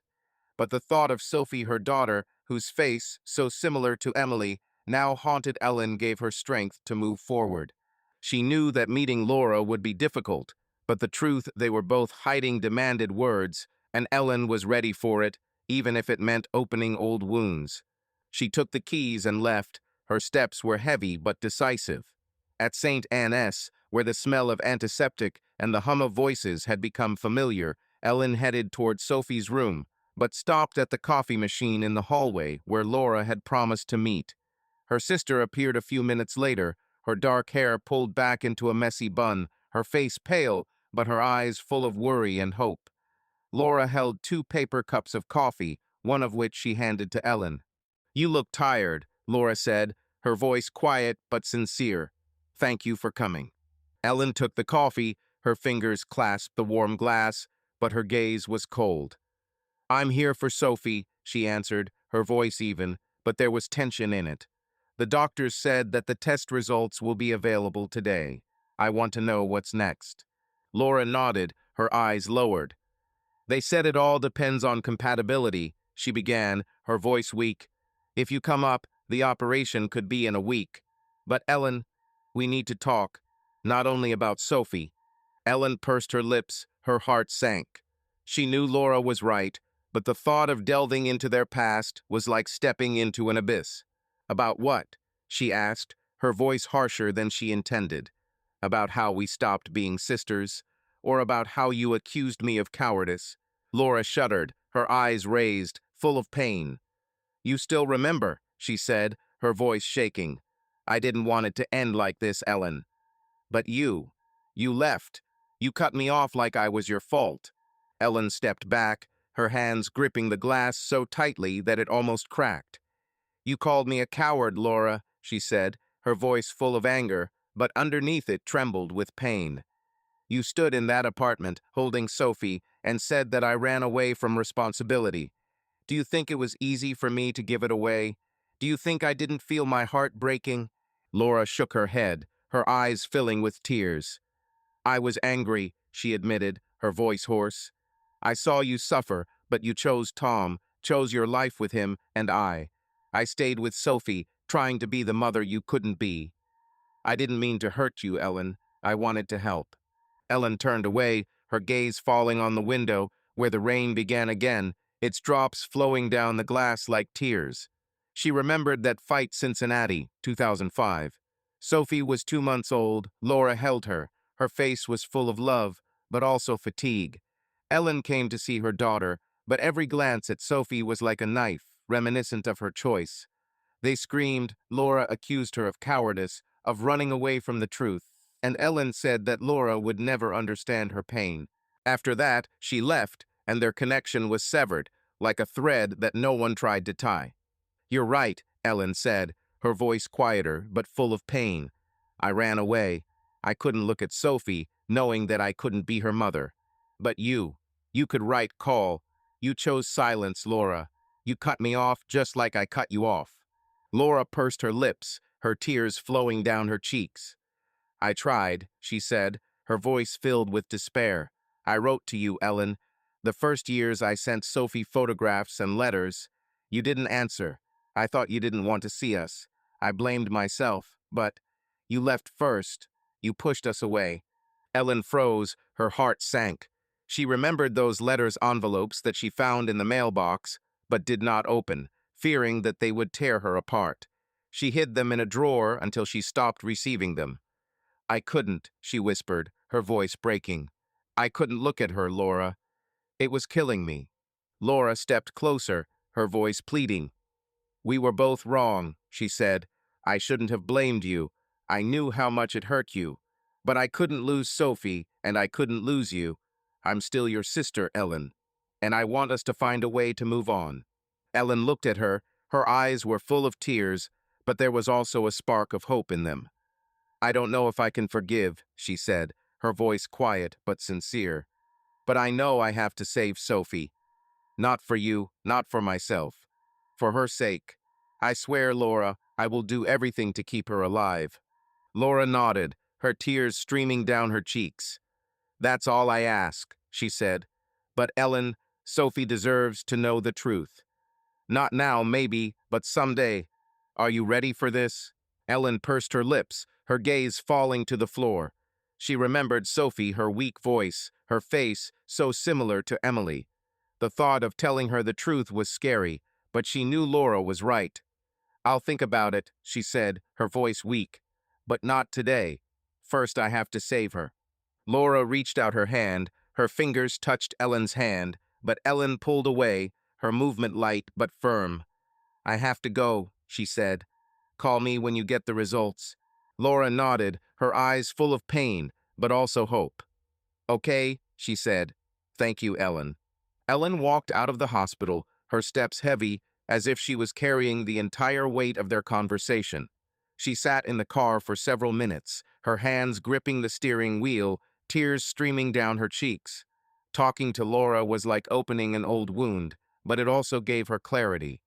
Forgiveness required the truth, and although she wasn't ready to forgive Laura or herself, she knew she had to be honest with Sophie, if not with her words, then with her actions. Her vow to save Sophie was not just a promise, but a step towards the redemption she sought. When she returned home, the house was quiet, but not empty. Mike was in his room, his door was closed, and Ellen knew he was still avoiding her. Emily sat in the living room, her book lay open, but her eyes were glued to the window. "Mom," she said, her voice quiet, "have you seen Sophie? How is she?" Ellen sank down next to her, her voice weak but warm. "She was sleeping. she said, "but I talked to Laura. Test results will be available soon, and I promise to do everything to help Sophie." Emily nodded, her eyes shining with tears. "That's right," she said. I, I want to be there when she gets better. She's part of us, right?" Ellen squeezed her daughter's hand. Her heart sank. "Yes, honey," she said. "She's part of food." The rain intensified. Its rhythm was like a pulse, measuring the time Ellen had left. She knew that Tom was contemplating divorce, that Mike might never forgive her, that Sophie might never know the truth. But her conversation with Laura, full of pain and truth, was the beginning of reconciliation, albeit tense. And her vow to save Sophie was what kept her going, even if forgiveness from Laura, from her family, from herself was still a long way off. A cold wind blew clouds across the Ohio suburbs, but at St. Anne's Hospital, where the smell of antiseptic mingled with tense silence, the weather didn't matter. Ellen lay on the gurney in the pre-op room, her hands cold despite the thin blanket. Her eyes were glued to the ceiling, where the lamps cast a harsh light, but her thoughts were far away with Sophie, her daughter, whom she had only seen briefly before the operation, with Emily, whose eyes were full of fear, and with Mike, whose anger continued unabated. Today, she would give up part of her liver to save Sophie, but that sacrifice, Ellen knew, would not erase the pain her lies had caused her family. It's been almost a month since the truth about Sophie came out, destroying her marriage to Tom. The divorce he talked about became a reality the papers were signed, and now Tom lived in a rented apartment, appearing only for the sake of the children. Mike, returning home, avoided Ellen. His words were rare and harsh, and Emily, although she tried to support her mother, was crushed by the split in the family. A conversation with Laura a few days ago, full of old grievances and a vow to save Sophie, gave Ellen hope for reconciliation, but tension between the sisters remained. Now, as she lay awaiting surgery, Ellen felt her determination mingling with fear, not just for Sophie, but for herself, about whether she would be able to withstand the consequences. The nurse, a young woman with short hair, checked the Roman 4. Her movements were fast, but her voice was soft. "We're almost ready, Mrs. Harper," she said. "Are you still sure?" Ellen nodded, her throat tightening. "Yes," she whispered, her voice weak but firm. "I have to do this." The nurse smiled, but a shadow of sympathy flashed in her eyes. Ellen knew that rumors of her story, the woman who had given up her daughter and was now saving her, had spread throughout the hospital.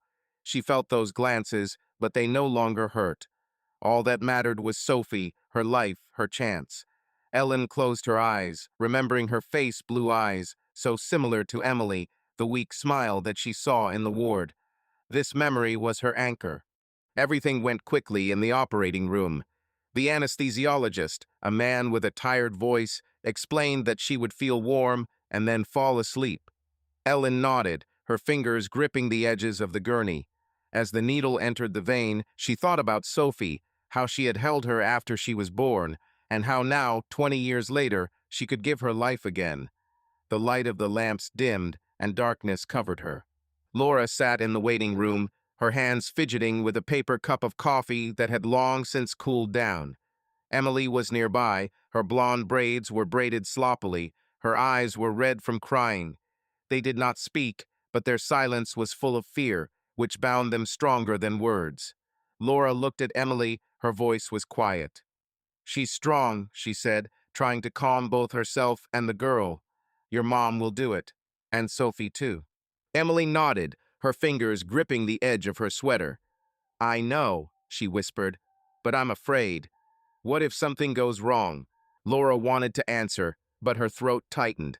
She remembered the conversation with Ellen, their quarrel, her vow to save Sophie. She knew that Ellen was doing this not only for Sophie's sake, but also for the sake of redemption, and this thought was like a knife, reminding her of their own mistakes. "Everything will be fine," she said finally, her voice weak. "It must be." 3 hours later, the surgeon, a woman with short gray hair, came into the waiting room. Her face was tired but calm. "Sophie's operation was a success," she said, her voice professional. "She is stable, and we expect her to begin to recover." but Mrs. Harper suffered a complication bleeding during the operation. We stabilized her, but she is still in intensive care. Laura felt her heart stop. She stood up, her hands trembling. "What does complication mean?" she asked, her voice filled with panic. Will she be okay?" The surgeon raised her hand, her tone soothing. "We are in control of the situation," she said. "Her condition is stable, but she needs time. You can see her tomorrow if everything goes well." Emily sobbed, her hands covering her face. "Mom," she whispered, her voice full of fear. Laura hugged her, her own tears streaming down her cheeks. They sat huddled close to each other. Their fear was like a bridge connecting them in this moment. Ellen woke up a day later. Her body was heavy, as if someone had poured lead into it. "The pain in my side was dull but constant, and my throat was dry." She opened her eyes, her gaze slowly focusing on the white ceiling of the recovery room. The nurse checking the monitor noticed her movement. "You're awake," she said, her voice soft. "It's all over, Mrs. Harper. Sophie is fine." Ellen swallowed, her voice hoarse. "Sophie, is she alive?" she asked, her eyes full of worry. The nurse nodded, her smile warm. "Yes, she is recovering. You saved her." Ellen closed her eyes, tears streaming down her cheeks. She did it. She gave Sophie the chance she didn't give 20 years ago. But the pain in her body and the emptiness in her chest reminded her that this sacrifice had not healed her family. Tom left, Mike hated her, and Emily, although she was there, carried her pain. The sacrifice was her redemption, but it did not cancel the cost of her lies. 2 days later, Ellen was transferred to a regular ward, her strength slowly returning. Laura arrived first. Her face was pale, but her eyes shone with relief. "You did it," she said, her voice full of gratitude. "Sophie is on the mend." "Thank you, Ellen." Ellen nodded, her gaze distant. "I promised," she said, her voice weak. "How is she?" "She's stronger than she seems," Laura replied, her smile bitter. "She asks about you. I haven't told her the truth yet, but she feels that you are not just an aunt." Ellen pursed her lips, her heart sank. "Don't tell her," she said. "Not now. I'm not ready." Laura nodded, her eyes full of understanding. "Okay," she said, "but you should know that she is grateful, even without knowing everything." Emily came later. Her steps were light, but her face was pale. She hugged Ellen. Her hug was warm but trembling. "Mom, I was so afraid," she said, her voice full of tears. "But you saved Sophie. I'm proud of you." Ellen squeezed her daughter's hand, her tears streaming down her cheeks. "Thank you, honey," she said. "Have you seen her?" Emily nodded, her eyes lighting up. "Yes," she said. "She's like me, but different. She told me about her drawings. I want to be her sister, Mom, for real." Ellen smiled, her heart aching with pain and hope. "You will," she said. "I promise." Emily left to visit Sophie again, and Ellen was left alone, her gaze glued to the window where the rain had given way to faint sunshine. She knew that Mike had refused to come. Emily mentioned that he called it hypocrisy. His anger was like a knife, but Ellen understood it. She made a choice for Sophie, but it didn't erase the pain her lies caused her family. Tom, now estranged, did not come, and his silence was another reminder that her sacrifice, although it saved Sophie, did not return her husband or son. Laura returned later. Her voice was quiet. "Emily and Sophie," she said. They get along. It's strange, but beautiful. You gave it to them, Ellen." Ellen looked at her sister, her voice weak but firm. "I gave her life," she said, "but I can't get back what I lost. My family. It will never be the same." Laura squeezed her hand, her eyes full of tears. "Maybe not the same," she said, "but maybe a new one. You've made a move, Ellen. This is important." Ellen didn't answer. Her gaze returned to the window. The sun broke through the clouds, but its warmth did not reach her. She knew that her sacrifice had saved Sophie, but the pain hers, Mike's, Emily's, Tom's remained. Sacrifice was her redemption, but it did not undo the price she had paid for the lie. and Ellen knew that she would have to live with it, step by step, day by day. The phone on the table vibrated a message from Laura. "Sophie wants to see you. Today, in the hospital. Be prepared, she's still angry." Ellen froze, her heart sank. She had been waiting for this moment, but the fear that Sophie would hate her forever was like a shadow following her. She replied, "I'll arrive at 2." Her fingers trembled, but her determination was stronger. This meeting could be a step towards reconciliation or a new break, but Ellen knew that she had to try. Emily walked into the kitchen, her school uniform slightly wrinkled, her eyes shining with a mixture of anxiety and hope. "Mom, are you going to Sophie?" she asked, her voice quiet but full of enthusiasm. "I spoke to her on the phone yesterday.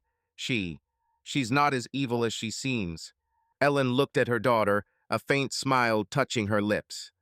"Thank you, honey," she said, her voice soft. "You do so much to unite us.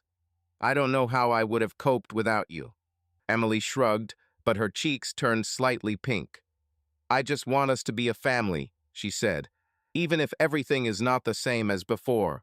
And I talked to Mike. He doesn't want to, but I think he'll listen if I don't give up." Ellen squeezed her daughter's hand, her eyes filling with tears. "You are amazing," she said.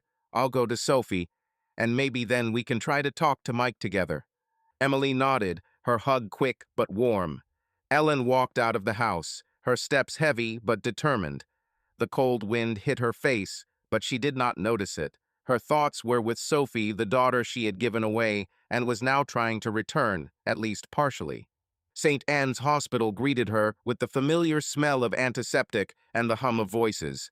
Sophie was transferred to a regular ward. Her recovery was faster than the doctors expected, and this was the only bright spot in Ellen's life. She knocked on the door to room 312, her heart beating like a drum. Laura opened, her face was pale, but her eyes were full of cautious hope. "She's waiting," Laura said, her voice quiet. "Be patient, Ellen. It's hard for her." Ellen nodded, her throat tightening. She entered, and her gaze immediately found Sophie. The girl was sitting on the bed. Her dark hair was gathered in a messy ponytail. Her blue eyes, so similar to Emily, were full of a mixture of anger and curiosity.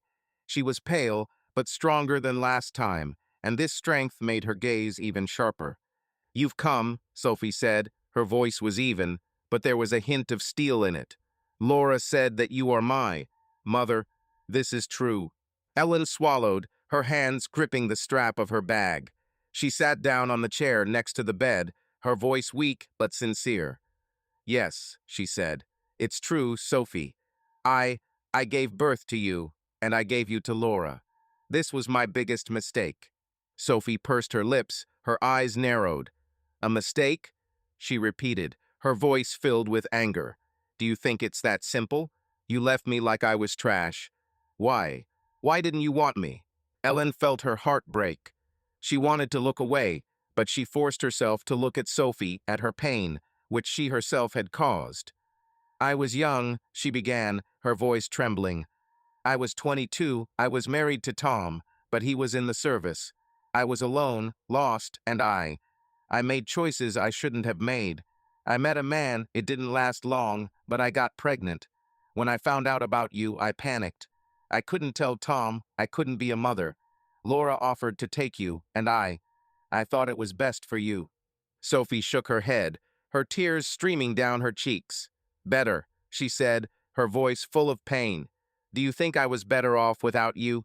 I grew up knowing that I had an aunt who never came. I asked questions and Laura lied to me.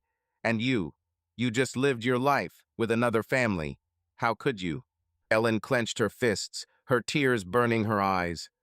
"I hated myself for it," she said, her voice filled with despair. "Every day, I hid the photos of you that Laura sent me because I couldn't look at them. I thought that you were happy with Laura, that you had a life that I couldn't give you. But I was wrong, Sophie. And when I found out that you were in the hospital, I vowed to do everything to save you. I gave you a part of me because you are my daughter, even if I don't deserve to be your mother." Sophie was silent, her gaze glued to the blanket, her fingers squeezing the fabric. Ellen saw her anger fighting against something soft, and it gave her hope. "You saved me," Sophie finally said, her voice quieter but still firm, "and I'm grateful. But I don't know how to trust you. You're not my mom." Laura was her. "But I want to understand. Just not right now." Ellen nodded, her tears streaming down her cheeks. "I understand," she said. "I'm not asking for forgiveness, Sophie. I just want to be here if you let me. When you're ready." Sophie looked at her. Her eyes were full of pain, but there was a hint of warmth in them. "Maybe," she said, "but I need time." She looked away, and Ellen knew the conversation was over. Ellen stood up. Her legs were shaking, but there was something new in her chest, not forgiveness, but acceptance, fragile as the first snow. She left the room. Laura was waiting in the corridor. Her gaze was full of questions. "She has softened," Ellen said, her voice weak. "But she's not ready." Bye. Laura squeezed her hand, her eyes full of tears. "This is the beginning," she said. "You made a move, Ellen." Ellen nodded, but her thoughts were already at home, with Mike and Emily. When she returned, the house was quiet, but not empty. Emily sat in the living room, her book lay open, but her eyes were full of anticipation. "How did it go?" she asked, her voice quiet but full of hope. Ellen sat down next to her, her voice soft. "Sophie is angry, but she talked to me," she said. "This is more than I expected. She, she might give me a chance. Over time." Emily smiled, her hand squeezing Ellen's. "That's good," she said. "And I talked to Mike. He doesn't want to, but I persuaded him to have dinner with us today. It's a small step, right?" Ellen looked at her daughter, her heart sank with gratitude. "Yes, honey," she said. "Thank you." That evening, Mike came down to dinner, his dark hair falling into his eyes, his face tense. He sat down at the table, his eyes glued to the plate, but he didn't leave, and that was a victory. Ellen placed a plate of pasta in front of him, her voice cautious. "I'm glad you're here," she said. "If you want to talk, I'm listening." Mike snorted, but his voice was quieter than before. "I don't want to talk," he said, "but Emily is right. You're still my mom, even if I'm angry. Just don't expect everything to be the same." Ellen nodded, her eyes filling with tears. "I'm not waiting," she said, "but I'm here, Mike. Always." Emily smiled, her gaze darting between them as if she saw threads that could bind them together again. Dinner was quiet, but for the first time in months, Ellen felt like her family, although broken, was still there. Mike said little, but his presence was a step. Emily was a bridge, and Sophie, although keeping her distance, opened the door. Ellen looked out the window, where evening fell on the suburbs, its grayness softer than in the morning. She knew that Tom wouldn't come back, that Sophie might never call her mom, that Mike would be angry for a long time. But the acceptance she saw in Sophie's eyes, in Mike's words, in Emily's efforts, was not forgiveness, but something more, the beginning of new connections that could grow from the rubble. Her growth was in this, in the willingness to live with pain, but not give up, step by step, in a new reality where she could be a mother, even if imperfect. She stood up to clear away the plates, her movements slow but firm. Emily helped. Her voice was full of ideas about how to visit Sophie, and Mike, although silent, did not leave. Ellen knew that this journey would be long, but for the first time she felt that it was possible, and that was enough to keep going. Winter arrived in suburban Ohio with soft snow that covered lawns and rooftops in a thin blanket of white, as if trying to soften the harshness of the past. Ellen stood in her new apartment in Columbus, her gaze sliding over the boxes that had not yet been unpacked and the window beyond, which overlooked a snow-covered park. The Harper home, full of family memories, had been sold, and now this small apartment with the smell of fresh paint and creaky hardwood floors was her new beginning. The operation that saved Sophie, the divorce from Tom, Mike's anger, Emily's efforts, and the fragile connection with Sophie changed her. But Ellen learned to find peace in this new reality, where life continued despite the pain. She worked for an insurance company, returning to her old position, but now with new zeal, finding solace in the routine of paperwork and calls. Her connection with Sophie, which began with a tense meeting in the hospital, slowly strengthened. They exchanged messages, short and careful, but each answer from Sophie was like a ray of light. Tom lived in his apartment, visiting Mike and Emily on weekends. His presence in their lives was warm, but with Ellen he only talked about the children. His voice was polite but distant. Mike, still reserved, began to communicate with Sophie. Their correspondence was irregular but significant, and Emily, with her tireless desire to unite the family, wrote stories about them. Her words were like a bridge across the abyss. Ellen unpacked a box of books, her fingers lingering over an old album containing pictures of Mike and Emily in the park. She smiled, but her heart sank. These moments seemed so far away, but they were a part of her, just like Sophie, whose face was now in her phone, in the photo Laura had sent last week. She knew that complete reconciliation was impossible, but the acceptance she found was enough to move forward. The phone vibrated. A message from Sophie. "I can meet you tomorrow in the park. 14 o'clock, if you want." Ellen froze, her heart leaping. Their last meeting in the hospital, full of tough questions and tears, ended in a fragile understanding, but Sophie still kept her distance. This invitation was a step, and Ellen replied, "I'll be there. Thank you." Her fingers trembled with hope. Emily walked into the apartment, her backpack heavy with textbooks, but her eyes shining with enthusiasm. She visited Ellen on weekends, her presence filling the space with warmth. "Mom, I wrote a new story," she said, her voice full of energy. "About us, about Sophie, Mike, even Dad. Do you want to read?" Ellen smiled, her voice soft. "Of course, honey," she said. "I'm proud of you. You're like glue, holding us together." Emily shrugged, but her cheeks turned pink. "I just want us not to lose each other," she said. "Mike is still angry, but he wrote to Sophie yesterday. They talked about music. This is good, right?" Ellen nodded, her eyes filling with tears. "Very good," she said. "Thank you for not giving up." Emily hugged her. Her hug was as warm as a ray of sunshine. "I talked to Mike," she added. "He said he would come to you next week. Don't expect him to talk much, but he's trying." Ellen squeezed her daughter's hand, her heart clenching with gratitude. "This is more than I could ask for," she said. "You're amazing, Emily." The next day, Ellen stood in the park, her coat buttoned against the cold wind, her eyes searching for Sophie among the snowy paths. She appeared a few minutes later, her dark hair sticking out from under her hat. Her blue eyes, so similar to Emily, were cautious, but not as cold as in the hospital. She stopped a few steps away, her hands in her pockets. "You've come," Sophie said. Her voice was even, but there was a hint of warmth in it. "I wasn't sure." Ellen nodded, her throat tightening. "I wouldn't miss it," she said, her voice soft. "Thank you for calling."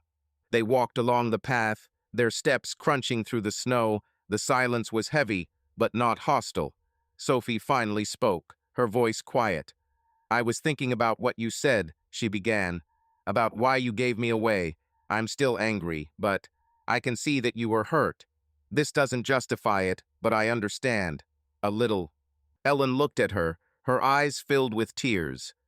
"I don't expect you to forgive," she said, her voice shaking. "I just want to be a part of your life if you let me. Even a small part." Sophie stopped, her gaze glued to the snow-covered trees. "Laura is my mother," she said, her voice firm but soft. "But you gave me life. Twice. I don't know how to wrap my head around this, but I don't want to hate you." She looked at Ellen. Her eyes were full of pain, but also hope. "Maybe we can start small, coffee conversations, without big promises." Ellen nodded, her tears streaming down her cheeks. "I would like that," she said, from a small point. "Thank you, Sophie." They continued walking. Their conversation was short, about the weather, about Sophie's drawings, but every word was like a brick building a new bridge. Ellen felt her heart lighten, not from forgiveness, but from the acceptance Sophie offered her. It wasn't a complete reconciliation, but it was a start, and that was enough. Returning to the apartment, Ellen found a note from Emily on the table. "Mike has agreed to have dinner with us on Friday. Don't give up, Mom. I love." She smiled, her fingers clenching the paper. Mike, albeit slowly, began to open up their last dinner, where he didn't leave for the first time in months, was proof. His correspondence with Sophie, which Emily talked about, was another step, and Ellen knew that it was thanks to Emily, whose stories about the family were like the threads that connected them all. She turned on her laptop and opened a document where she began to write not a story, like Emily, but a diary, her thoughts about pain, sacrifice, and hope. The work, her routine, gave her structure, but these words were her way of making sense of her new reality. She wrote about Sophie, about her eyes, about the park, about Mike, whose silence was no longer so sharp, about Emily, whose faith was her salvation. In the evening she called Tom. Her voice was calm but warm. "Mike and Emily will be with me on Friday," she said. "If you want, join. They will be happy." Tom paused, his voice polite but distant. "I'll think about it," he said. "Thank you, Ellen." He hung up and Ellen knew he wouldn't come, but his presence in the children's lives was enough that she didn't feel completely alone. The next day, Ellen returned to the park, her steps lighter than yesterday. Sophie was waiting for her at the bench, her hat covered with snow, her smile weak but sincere. They sat down, their breath turning to steam, and Sophie took out a small drawing from her pocket, a tree under the snow, simple but beautiful. "This is for you," she said, her voice quiet, just like that. Ellen took the drawing, her fingers trembling, her eyes filled with tears. "Thank you," she said, her voice full of warmth. "He's wonderful." They sat in silence, looking at the park, where children were making snowmen and the wind was blowing snowflakes. Ellen knew that this was not a complete reconciliation. Sophie was still keeping her distance. Mike was far from forgiving. Tom was part of the past. But this moment, this drawing, this silence was proof that life goes on, and Ellen learned to find peace in it. Her personal growth was not in restoring her family, but in accepting its new form, fragile, imperfect, but alive. Ellen looked at Sophie, her heart full of pain and hope. "Would you like some coffee?" she asked, her voice soft. Sophie nodded, her smile growing a little wider. "Yes," she said, "but I'm crying." They stood up and walked towards the cafe, their steps crunching through the snow, and Ellen felt that this new path, although difficult, was her own. Life went on, and she was ready to walk along it, step by step, with those who were ready to walk alongside. Subscribe to our channel so that your love doesn't cheat on you, and go ahead and listen to the next story, because this story is nothing compared to the next one. If you're under 18, don't even think, click to the next one.